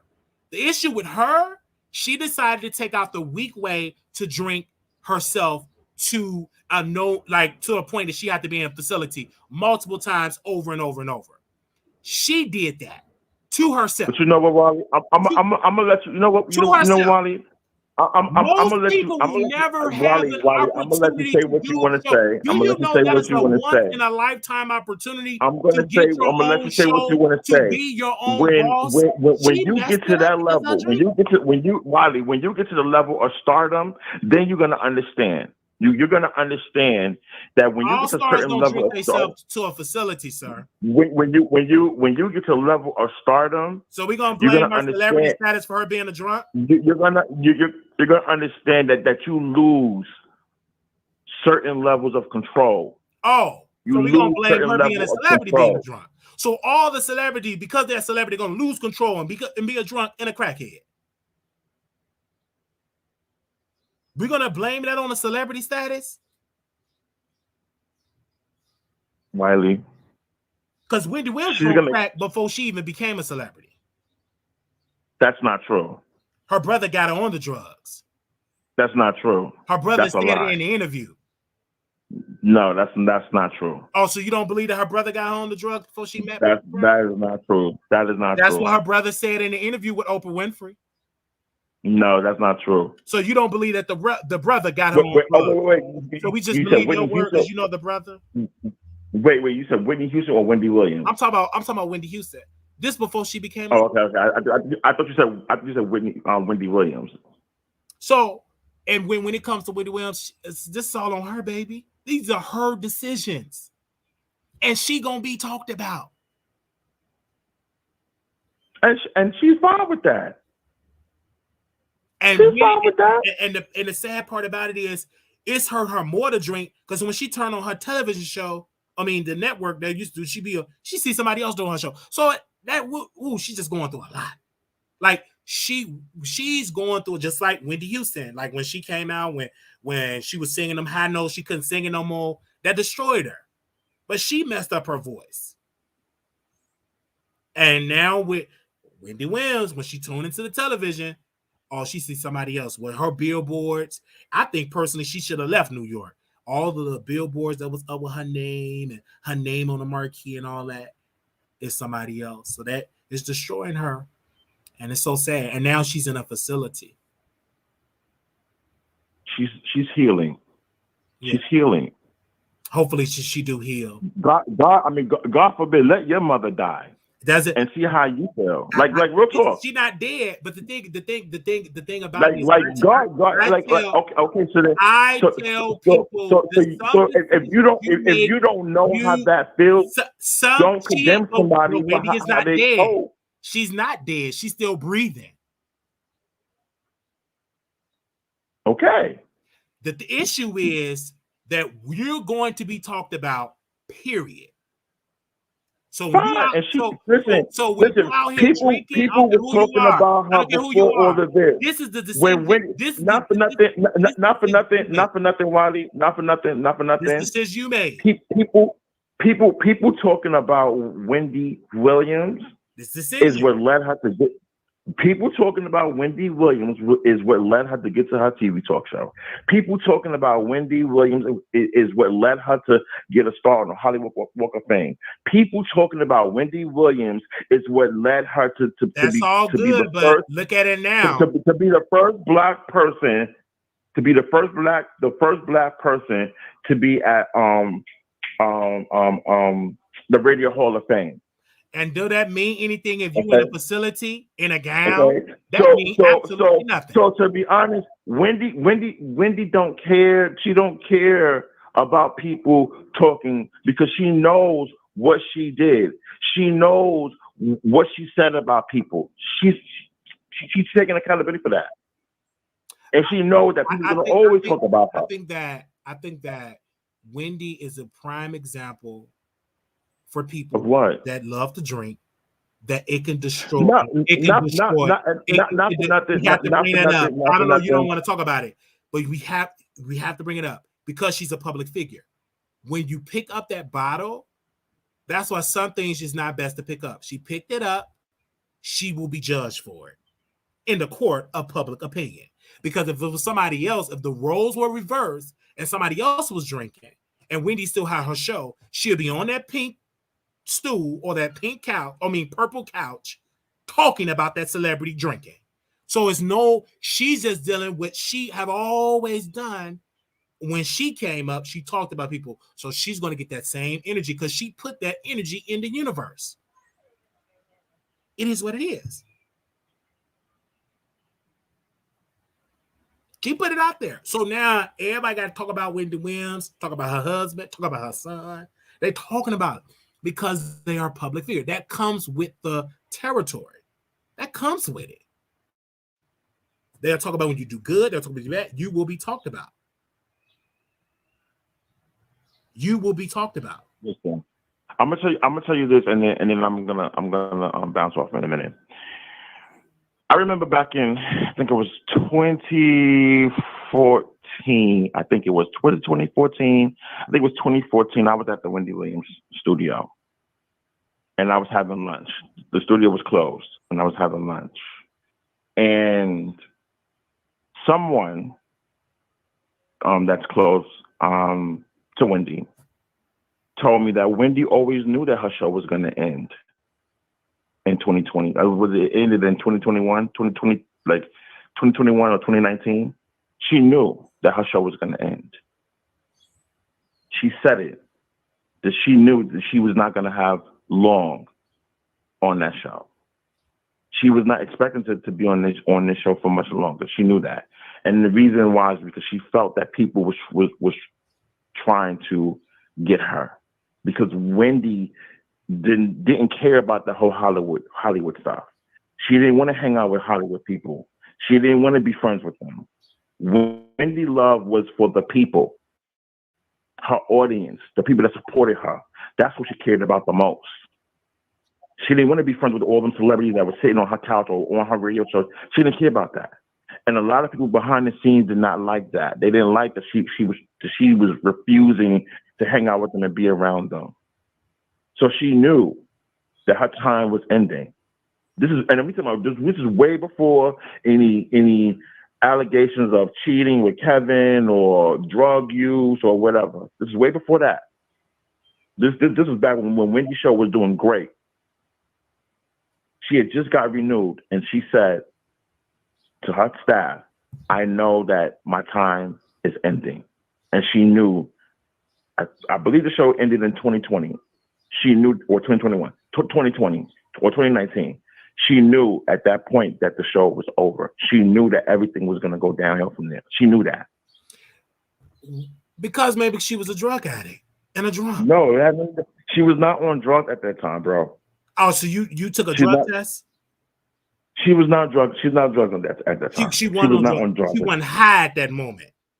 She was not. I've been around Wendy countless times. I've been to parties, exclusive parties, birthday parties. Birthday parties. I worked for Wendy. So you was around her 24/7. So I've been around Wendy. I've seen Wendy. So you was around her 24/7. I've been around people, the people that was around her. You was around her 24/7. And I'm telling you, she was not at that time. At that time, she was not indulging on drugs. She was focused on her work. Wendy is a workaholic. Wendy loves the people. She loves the roar of the crowd. And she loved that bottle too. She loves that. And Kevin told me this himself.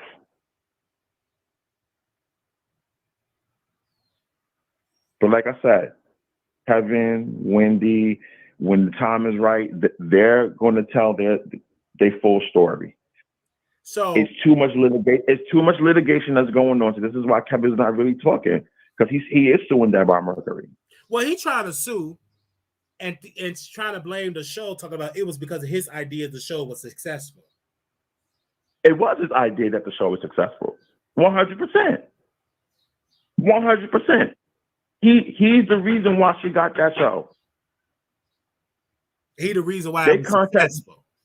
They contact. He's right, because when they wanted to go left and do something different other than what the formula Wendy had, he's the one that stepped in and said, "No, we're not doing that."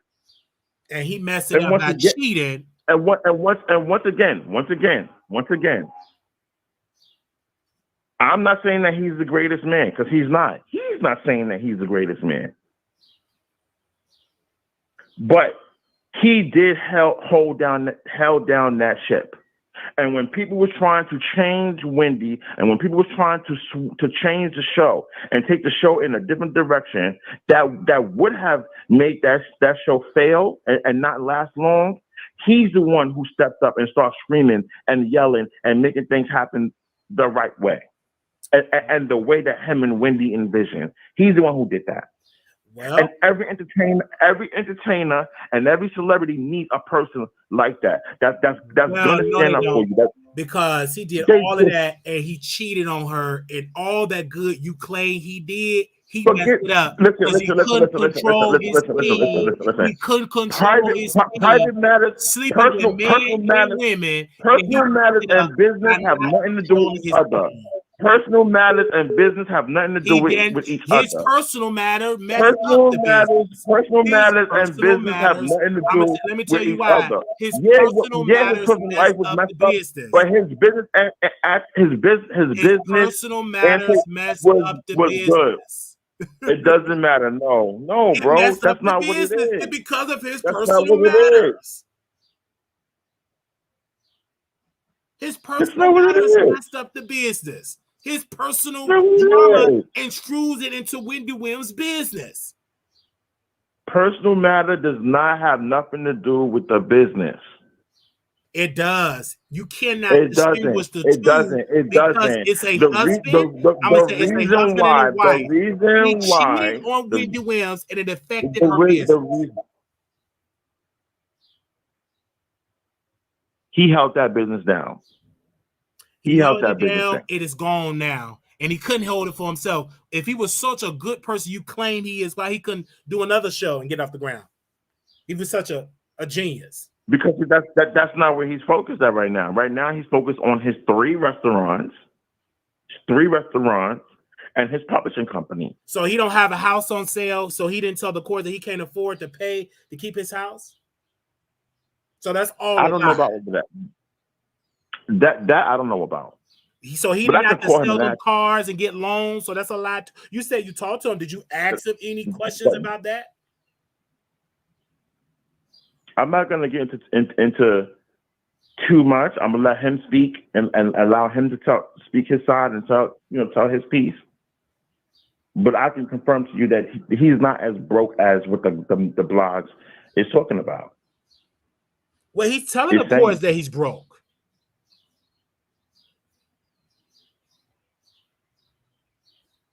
These are court documents. These bloggers are posting the court documents. They're posting that he's getting loans. They're posting the receipts. So lawyers don't lie for their clients? I'm just saying it's in the documents. Lawyers don't fudge certain information to make their case stronger. But when I'm saying lawyers don't do that. You didn't ask him why he's selling his home. I'm asking you why you selling his home. You didn't ask him why he ain't selling his cars. That's what's on the top. That's why he's in the media. The documents is posted. Ask him questions. Did you sell your cars? Why did you sell your cars? Why did you get the loan? It's out there. That's why he's being discussed.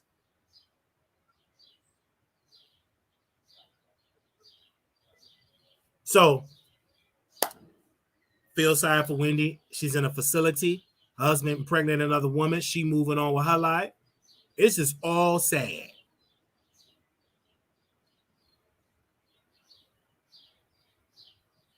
It's just all sad that this is going on, man. It's a situation. It's a very sad situation. It's well, I'm not really crying about it. I really don't give a darn about it. I'm just going to use it for content because I don't have any personal interest in this story at all. It's just like Wendy is a prime example. When you do good, we're going to talk about you. When you do bad and get in a facility, we're really going to talk about you. This is how the business go. Right. She knows that. I don't think she knows it right now because she ain't in her right mind. She knows that. She knows that. She probably did know that when she was competent, but this is a totally different Let me tell you something. Wendy is a Cancer, and one thing about us Cancers, we are very smart people. Very smart people. And we do things very calculously. So don't like I said, don't believe everything that you read. So she's Wendy not a is very drunk smart. because she's a Cancer. Wendy is very, trust me, Wendy is very smart and she knows exactly My what she's friend is a doing. Cancer. He's on crystal meth. That's your friend. And Wendy got a drug problem and she's in a facility. That's that. Trust and believe. Wendy knows. Wendy is coherent enough to know what's going on. She is. Okay. She wasn't coherent enough to control her checkbook. Okay.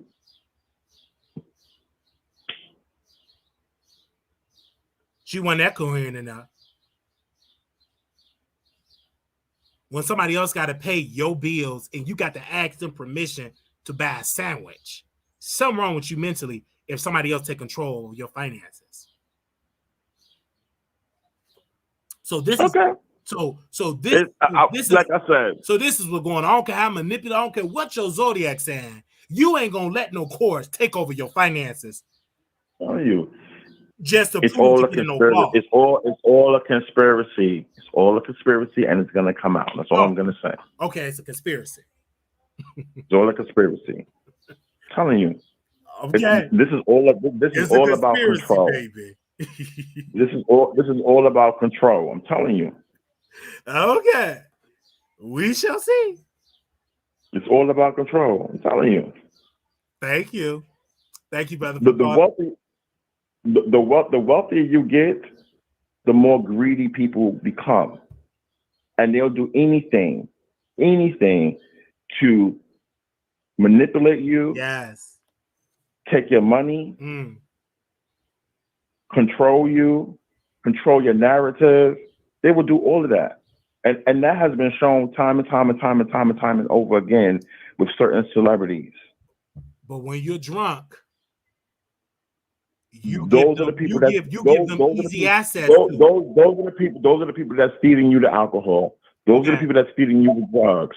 That's a known fact. When you go into Hollywood, anybody tells you that. Whose fault is that then? Who you blaming? You blaming Wendy or the industry? When you go into Hollywood, that's the first thing that's introduced to you. So Wendy don't get no blame. It's everybody. See, that's the problem with addicts. It's everybody else's issue, except them. That's the first thing that's introduced to you. That's the first thing that's introduced to you. It's up to you to take it, brother. It's up to you to take it. Oprah Winfrey didn't have to lose her show for drinking and falling out and fame. She was able to retire, have a lucrative career. So again, you're blaming everybody else except the addict. Okay. You in order for you to change when you go to rehab, you must admit that you an addict. You can't be, well, it's because I'm a celebrity. It's because it's Hollywood. When you gonna put the blame on you for making these decisions? It's plenty of people that's in Hollywood that don't drink and drink themselves to death and end up in a facility. Many successful people that are living a clean life that ain't picking up no bottles. That you know of. It's plenty successful people. There's a lot of celebrities out there there's a lot of celebrities out there that fell to so all of them are rock like bottom. Because Wendy, there's a lot of celebrities that fell to rock bottom, well, and they had people around them that was able to clean it up. It's a lot of broke people that there's a lot of celebrities that are not even in Hollywood. But my thing is, we kind of stop excusing her behavior and call it out for what it is. Wendy, she made these decisions, and she got to live with. Okay, Wally. She made these decisions. I'm gonna let you have your piece. I'm gonna let you have your piece. I'm gonna go ahead and let you say. I just called and say don't believe everything that you hear. And once you become a boss, you're a crackhead. You become a boss. People will give you more crack. That's what it is. I'm gonna let you say what you want to say, because everybody that's talking about this lady, dragging her and saying is when she does return, everybody's gonna be kissing her ass all over again. They're not doing it now. Of course, they're not doing that now because she's away. She's in the facility. You know, Her story, as she would say, is grist for your mill. Shit, I'm talking about, Wendy. It's grist for the mill. Well, thank you so very much. And we're not the only one talking about her. Her son talking about her too. Yeah, he's telling, because they telling lots about him. So they telling lies. So as he should. He's tired of sitting around people telling lies about him. Well, and then she has people that's around her currently right now that's keeping her away from her family. Well, whose fault is that? Before they came along, she had people who was around her, keeping her away from her family. Well, that's her fault. She picked up the bottom. That's her fault. I'm blaming her. Okay. Because the industry gonna be the industry. You got to be the change of it. The industry is going to be the industry regardless. Absolutely. Thank you, brother, for calling in. All right, I love you, brother. Okay, bye-bye. Bye-bye. All that drinking. All this blame Holly. No, baby, blame you. It's plenty of celebrities out here that ain't drinking themselves to a dizzy port. To the point they got to go to a facility. That's her fault. Yes, her husband has some issues in it as well, but at the end of the day, she chose to pick up that bottle. Did she not? She chose to drink. She chose to mess up a very lucrative bag.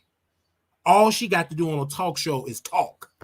She ain't lifting no boxes. Her staff bring her coffee. They bring her the list of what to talk about. Only thing you have to do is deliver the content. She couldn't even do that no more because she had a sickness, an addiction, and it's taken her back to a facility.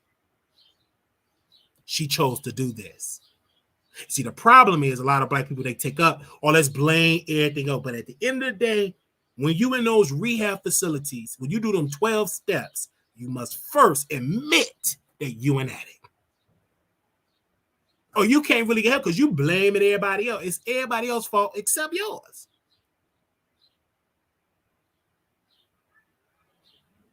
Except yours. You're the one that's in a facility. You're the one that had hundreds of employees and decided to take a bottle. It's on you. I've dealt with people that depend on alcohol. It's everybody's fault. They never say it's my fault. They deny having a drinking problem. I only drink one beer. You mean 2 cases? But they lie. They lie to themselves to make themselves feel better. And they blame everybody else except themselves. I've never met an addict that I've met a lot of delusional addicts that they blame everybody else except them. It's everybody else's fault. You have to take ownership for what you do, or you're not going to be able to get help. Help not going to come and do that. She did not take that thing. And then she don't change people, places, and things. You know, when you go in a facility, a drug facility, or whatever, drinking, and I always say you got to change people, places, and things. If you keep going back to that same environment, it ain't going to change. It's going to get worse. All right? When I went into a facility, I had to change the environment. I had to make some serious changes. Wendy didn't make those changes. She's 50-some years old. 50. She's getting older. She's in her 50s. About to hit 60 and still dealing with an addiction she should have let go back when she was in her younger years. And now she being talked about. Oh, don't talk about her. She gonna be talked about. Because she talked about people that had drug addictions. She talked about Miss Houston a lot because of her drug addiction. And so she gonna get that same energy. She talked on her radio show, she would talk about people being in their lifestyle. Now her husband is allegedly being gay, down low. A brother came on the show and said, he screwed me.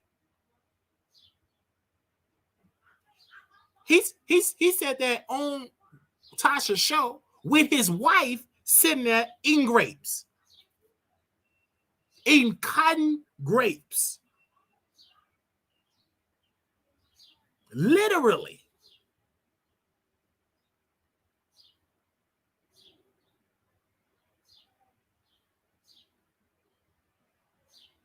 Okay. Everybody want to blame Hollywood. No, if you come on with addiction, it's just going to be worse. Whatever you are, it's just going to be worse.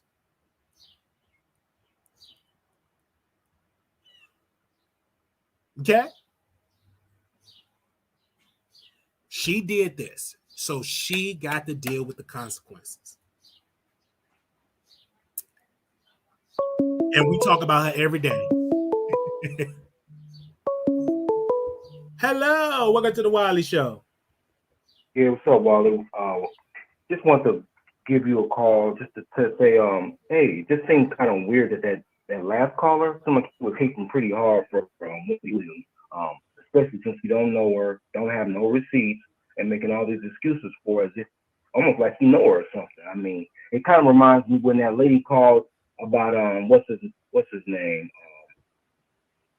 The dude from 32K. What's his name? 32K. Oh, you talking Raz about B? B2K, Yeah. Raz B. Yeah. She said she knew Raz B. Yeah, remember that? Yeah, remember that? You remember that lady called in about Raz B? He did this and he did that, and then when you tried to verify, she didn't answer the phone no more. You couldn't find her nowhere. She was ghost. Yeah.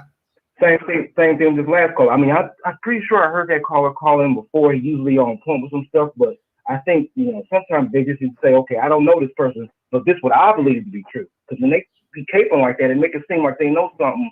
But hell, I could say I had I went bowling with some aliens, and Elvis Presley was there too.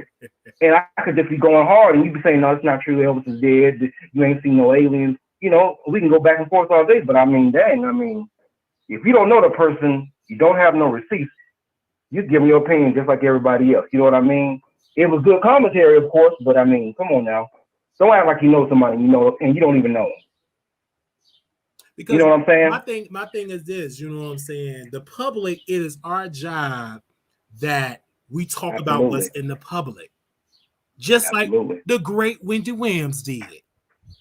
Yep. She didn't have no and maybe she just made assumptions. Yep. Maybe she's getting her karma too. Maybe that's what's going on. And that's like the karma. Like if you Google her success, her formula, she talked about what she read. She said she read the National Enquirer. She read before it was blogs, it was the newspapers, it was the magazines and all that stuff. So now she's dealing with it's worse for her now is because we are in a digital age where we are oversaturated with information. It used to be certain publications. Now you got thousands. Absolutely. And the thing about it too is, you would think if Wendy Williams, if her career is talking mess about folks all the time, you would think she'd have her stuff together and making sure she can't get roasted and clowned for something. But I guess after all these years, she has been around a long time, like a dinosaur. Oh, I'm sorry. She has been around for a long time, but I guess that's the way it goes sometimes once you get up in age. But that's just my 2 cents. Thank you for your time. Y'all take care. Thank you. Hello. What's up? Not much. How you doing? Oh, okay. All right. So okay. I'll definitely connect with you then. All right.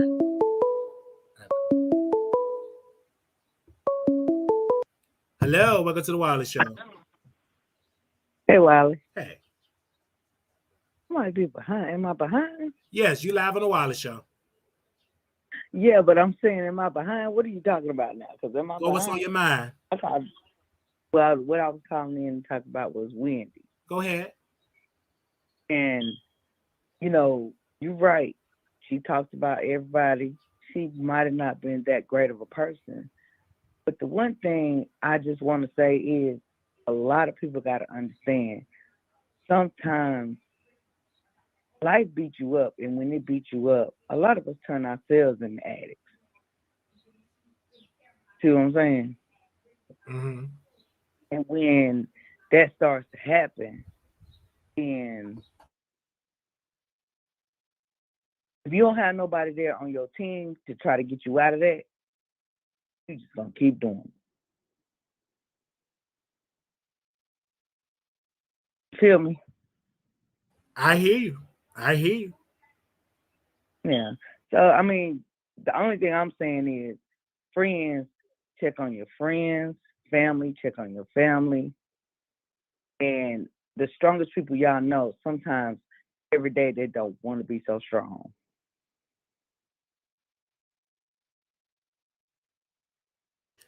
And if you have an addiction, go get help. Right. Yeah, if you do, but this is the thing. What if you don't got nobody helping you and coaching you to go get help? Right. But Wendy is not that case. She got the resource that the average yeah. don't have. Yeah. I'm talking about you're Wendy Williams. right, I'm talking about a woman that have resources that the average addict don't have. I got you, but what if she got a lot of enablers around her who are just allowing her to do whatever she wants to do? That's her fault. So we should give her some sympathy. Right. That's her fault. No, I'm not talking about sympathy. Me, only thing I was saying is, friends, look out for your friends. Family, look out for your family. Check on them. Because it's difficult because when you wealthy, see, this is the thing. When you got money like that, you can do whatever you want. I ain't gonna receive that. I got money. So if you pick up it's hard. It's even hard for people that's broke with an addiction. But exactly when you got money, it's difficult. That's a totally different situation. You ain't gonna receive that, and you can cut people off just like Michael Jackson cut off people, and he got other people in his inner circle. His family have tried. They don't tell that part of the story. They tried, but at the end of the day, Michael Jackson made his own decision, and he died with people that want his family around him. Same thing with Wendy Houston. Exactly her family, her mother tried, but of course, she had the final decision as an adult. Her mother even got the courts involved, but it came a time where they couldn't stop it. She had to have that decision. So these are the end results of when all of the people, if you have an addiction, especially when you're a celebrity, you will be. What I'm saying is, you're gonna be talked about. I would just keep it all the way real. Just like you, I don't know if you remember Cookie Tookie. That woman, died from crack. Right. And people gave her money, enabled her, got her out of jail, and she died. Her family couldn't even hardly bury her. They had to ask for donations. I've had a member to die from, issues from the heart because they, did crack for so long, and then when the doctor said, "Well, I can't do nothing for your heart," she went home and had a party for a week and died a week later. So I understand, but to be honest, my thing is, with all your followers, just check on your family, check on your friends, because some of these people don't want to be where they are. They willing to accept the help. You can check. And then just because you check don't mean they're gonna change. I've checked on people. No. And for decades. You're right, but I'm just saying. And sometimes you gotta stop checking and move on with your life because that's the decision, and it's just a hard truth. But some people you can check on and help, but sometimes you gotta just let it go and leave that up to God. To be honest, just check on everybody if they ain't willing. Because some people ain't willing. I mean, I'm speaking for more of a personal experience from friends and also family. Mm-hmm. You can do as much check, but they have that. If they're an adult and they right, and an adult, ain't nothing you can do. Mm-hmm. And that's the truth. You're right, but ain't nothing you can do. Only thing I can do, I'm gonna cut myself from the situation because it's sad. And at the end, I cut myself. I've tried to do court, this and this, and they say ain't nothing you can do because they are an adult. Ain't nothing you can do. Right, but listen. But if you encourage people to still at least check on them, it might be one person out there that can be saved because they might be like, well, yeah. But other times, only thing that you can do, you can put it out there, pray, and move on. Because the thing with a lot of people get stressed out because they try to get people to get clean, and some cases like if they're like for my friend. I went and did everything, had the money, everything. And the guy said, do he want to do it? We talked about it. He said he don't want to do it. So I had to cut him loose. And now you just out there. Yeah. You know, because in order to keep my sanity, if you're not willing to live a sober life, if you want to choose the drug life, you want to choose that, then you go and choose it. But you'll be choosing it by yourself. Right. Yeah. It's some people out there that don't want to change, but I'm gonna be honest with the way life's been going lately. It's some people out there that just need just one person to reach out. Yeah, because Lil Nas X mama is on drugs. Oh no! And they recorded his mama out there on drugs, and they tried to blame him. And he had said he tried forever to get his mama on there.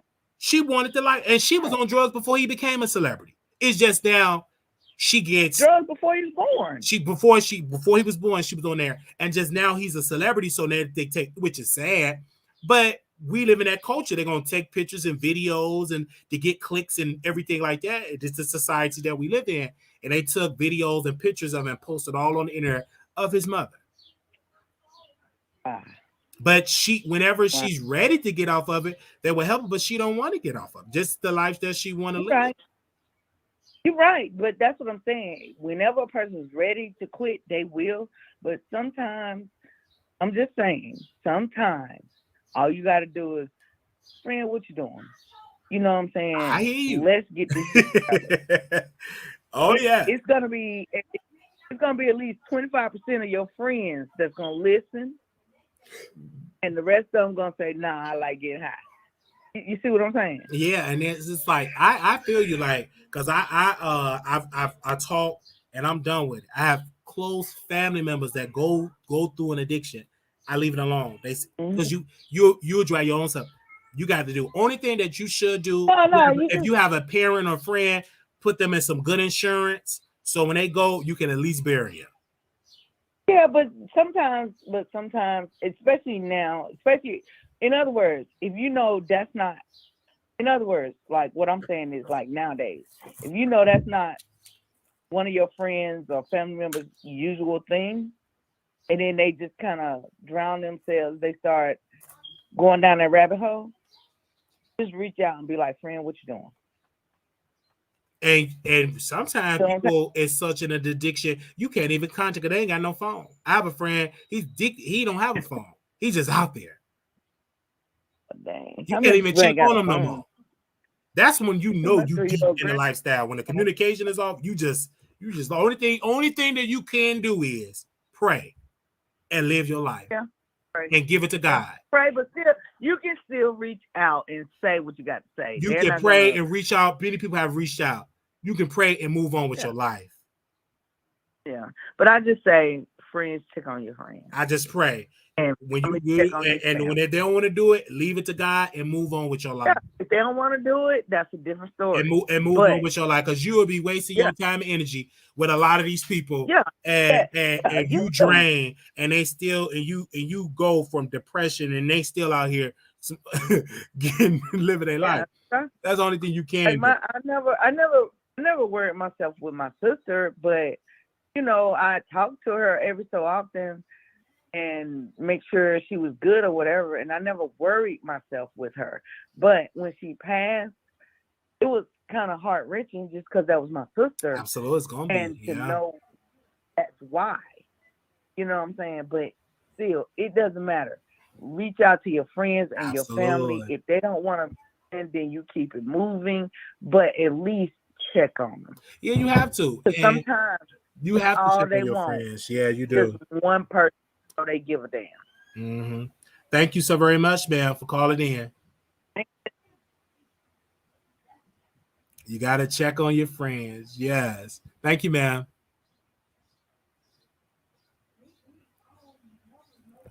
Thank you. I love that. She said, check on your friends.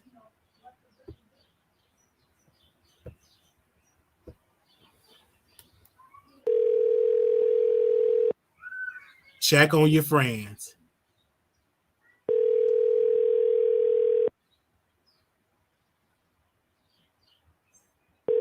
I think this is the last caller. Oh, okay. Where's that? Oh, I didn't call. That was yesterday.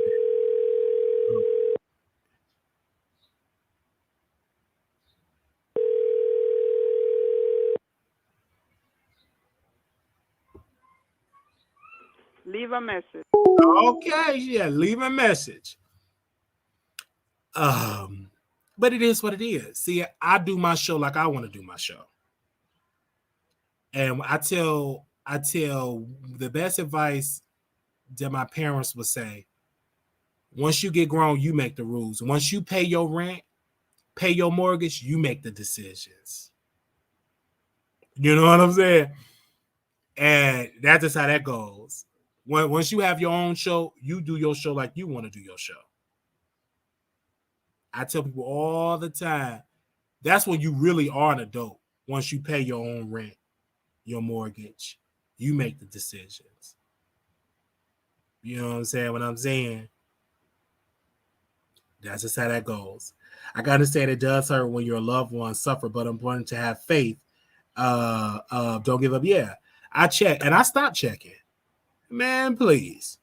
I get hurt. I didn't stop because it's too much. I have to live my life. I did as much checking, and I moved on with my life. And that's what I had to do. I had to move on with my life because it was making me cry. I'm up here crying, getting hurt. I said, "Oh, you still getting high and all?" I said, "I gotta cut you loose to keep my sanity. I gotta cut you loose to keep my life in order." Hello, you live on the Wiley Show. Wiley, Yes. that guy that called and acting like he has so much inside information. He is not saying anything that's not out in the public eye about Wendy and Kelvin and the missus and the son. What he's saying, it's already out there. Our, all our business is public knowledge. I'm waiting, listening, because he keeps throwing out Kelvin names so much, like his head all up in Kelvin's ass. I thought he was going to come out and say something that nobody else know. Every darn thing he says, we already know it. And I am so glad about the clause that Wendy has that if she's not working anymore, that either her husband can't get anything. I am so glad that she have that clause. And you know what? At this point, I'm in agreement with the conservative and everything that they're doing to hold on to our money. Because if they weren't doing that, all our money would have been gone. He would have just splurged it all over the place. So we were against it when we heard about it, but now that you think about it, we're glad that they're holding on to our money. She has a conservator that is helping her spend it just for her and not to share. And the son is a grown man. He could go get a damn job too. He could get a job and take care of his business until his mother is able to. And you have this man on the phone for like 2 days talking a bunch of crap. We all know his head is. I hope he have a job, because his head is all the way up somebody's ass. That is like, geez. I don't think Kelvin or Wendy or anybody's taking up for him the way how he is. That's if he even know them, because I could come on and say all the stuff that he says and said, I am so close to them. I know all of this. He was annoying. Oh my! And you kept him on so long. I didn't answer the first time because I'm hiding from my brother. So I thought that was him calling when you called the first time, Wiley. Because he's begging money, so I can't deal with him. Yeah, but Wiley, you're so smart and intelligent. I just love the way how you handle this situation when these people call with these stories that they know so much and they really don't know anything. You handle it really intelligent. And I like that about you. He needs to go take as many seats and stop calling with this crap like, oh, I know him and trust me. Anytime you hear someone keep saying, trust me, don't trust them. And I know this, and I know you don't know anything, sir. Every single thing that you talk about, we all know it. When they talk on a radio show that she was doing drugs long time ago, where was he? Saying, oh, no, she wasn't. Come on. Anyway, Riley, I love you. Bye. Bye-bye. Thank you. Yeah. Because these people come on, they'll say, oh, I know this person. Okay, put them on the phone. They never could put them on the phone. Just like the lady said, I know Raz B. Okay, put them on the phone. That lady stopped. She came on this show yet? Send me the first 3 digits. Couldn't even give me the first 3 digits. Give me the last 4 digits. Couldn't give me nothing. Send me the picture. Couldn't send the picture. These people just be doing that talking. I know this person. I know what put him on the phone. In the scripture, do we have any Bible scholars? If I'm getting this wrong, in the scripture, he said he ain't going to believe that Jesus is dead until he get to see the body. I remember seeing that in Bible school. It's been a little while. He didn't believe that Jesus was crucified until he get to see the body. They didn't believe it. Oh, Jesus. I think he didn't get to see Jesus. I think Jesus showed himself to the disciples, and somebody went in the room. He said, I ain't gonna believe till he sit to see it. I think Jesus came back for him to see it. Something like that. It's in my Bible. I gotta get my Bible, I gotta get my word. He didn't believe it. It was Thompson. Thank you. Open your Bible to Leviticus. Okay, thank you. That was something there. I remember that.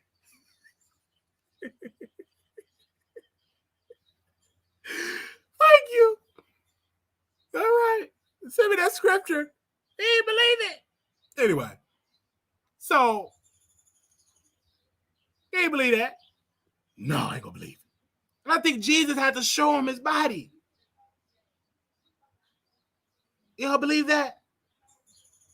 So, Wendy Williams a public figure.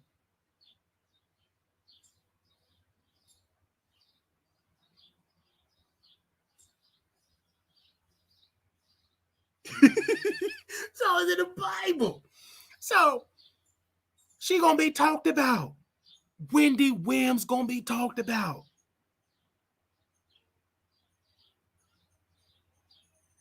That's right. He says, show me the evidence. New Testament, but I don't know. Oh, let's spell Bible study. Oh, it's in the book. It's somewhere in the book. John 20, 24, 31. They're going to talk about you. John 20, the 20th chapter and the 24th verse.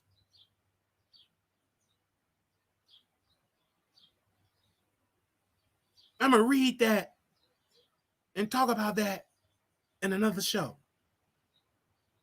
It's in the Bible. I remember saying, ain't it? I remember. All right. Oh, wait. What is the world? Okay. Praise God. Put his finger where they pierced Jesus' side. Come on. All right. I know it was in the Bible.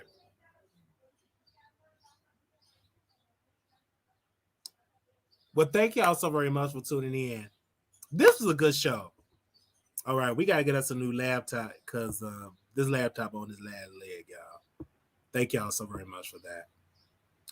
We're going to put the cash up here. Thank you for everybody that have donated. I'm going to go to Best Buy and I'm going to get a warranty. I'm going to get me a new laptop. But it's time. It's time. It's time. I told you this was a good show. It was a good show because it's difference of opinion. It's different, just difference of opinion. That will make a good show.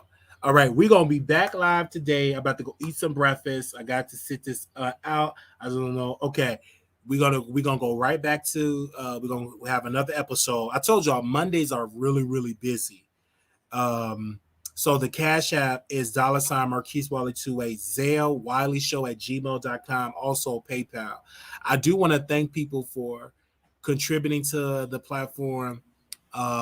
Thank you all so very much. We're going to get a haircut this week. and everything. It's definitely be great. I typically ate later because I had to do my show. Yeah, I had to do my show, and so it's a lot of other subjects that I want to get into. Yeah, it's a lot of other subjects I want to get into. So this was it a good show today? It was a good show today. All right, an awesome show today, and make sure y'all subscribe to the show. It was an awesome show today. We are on our way back to another episode.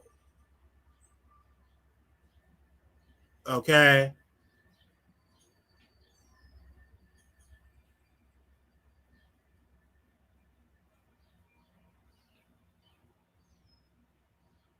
Okay.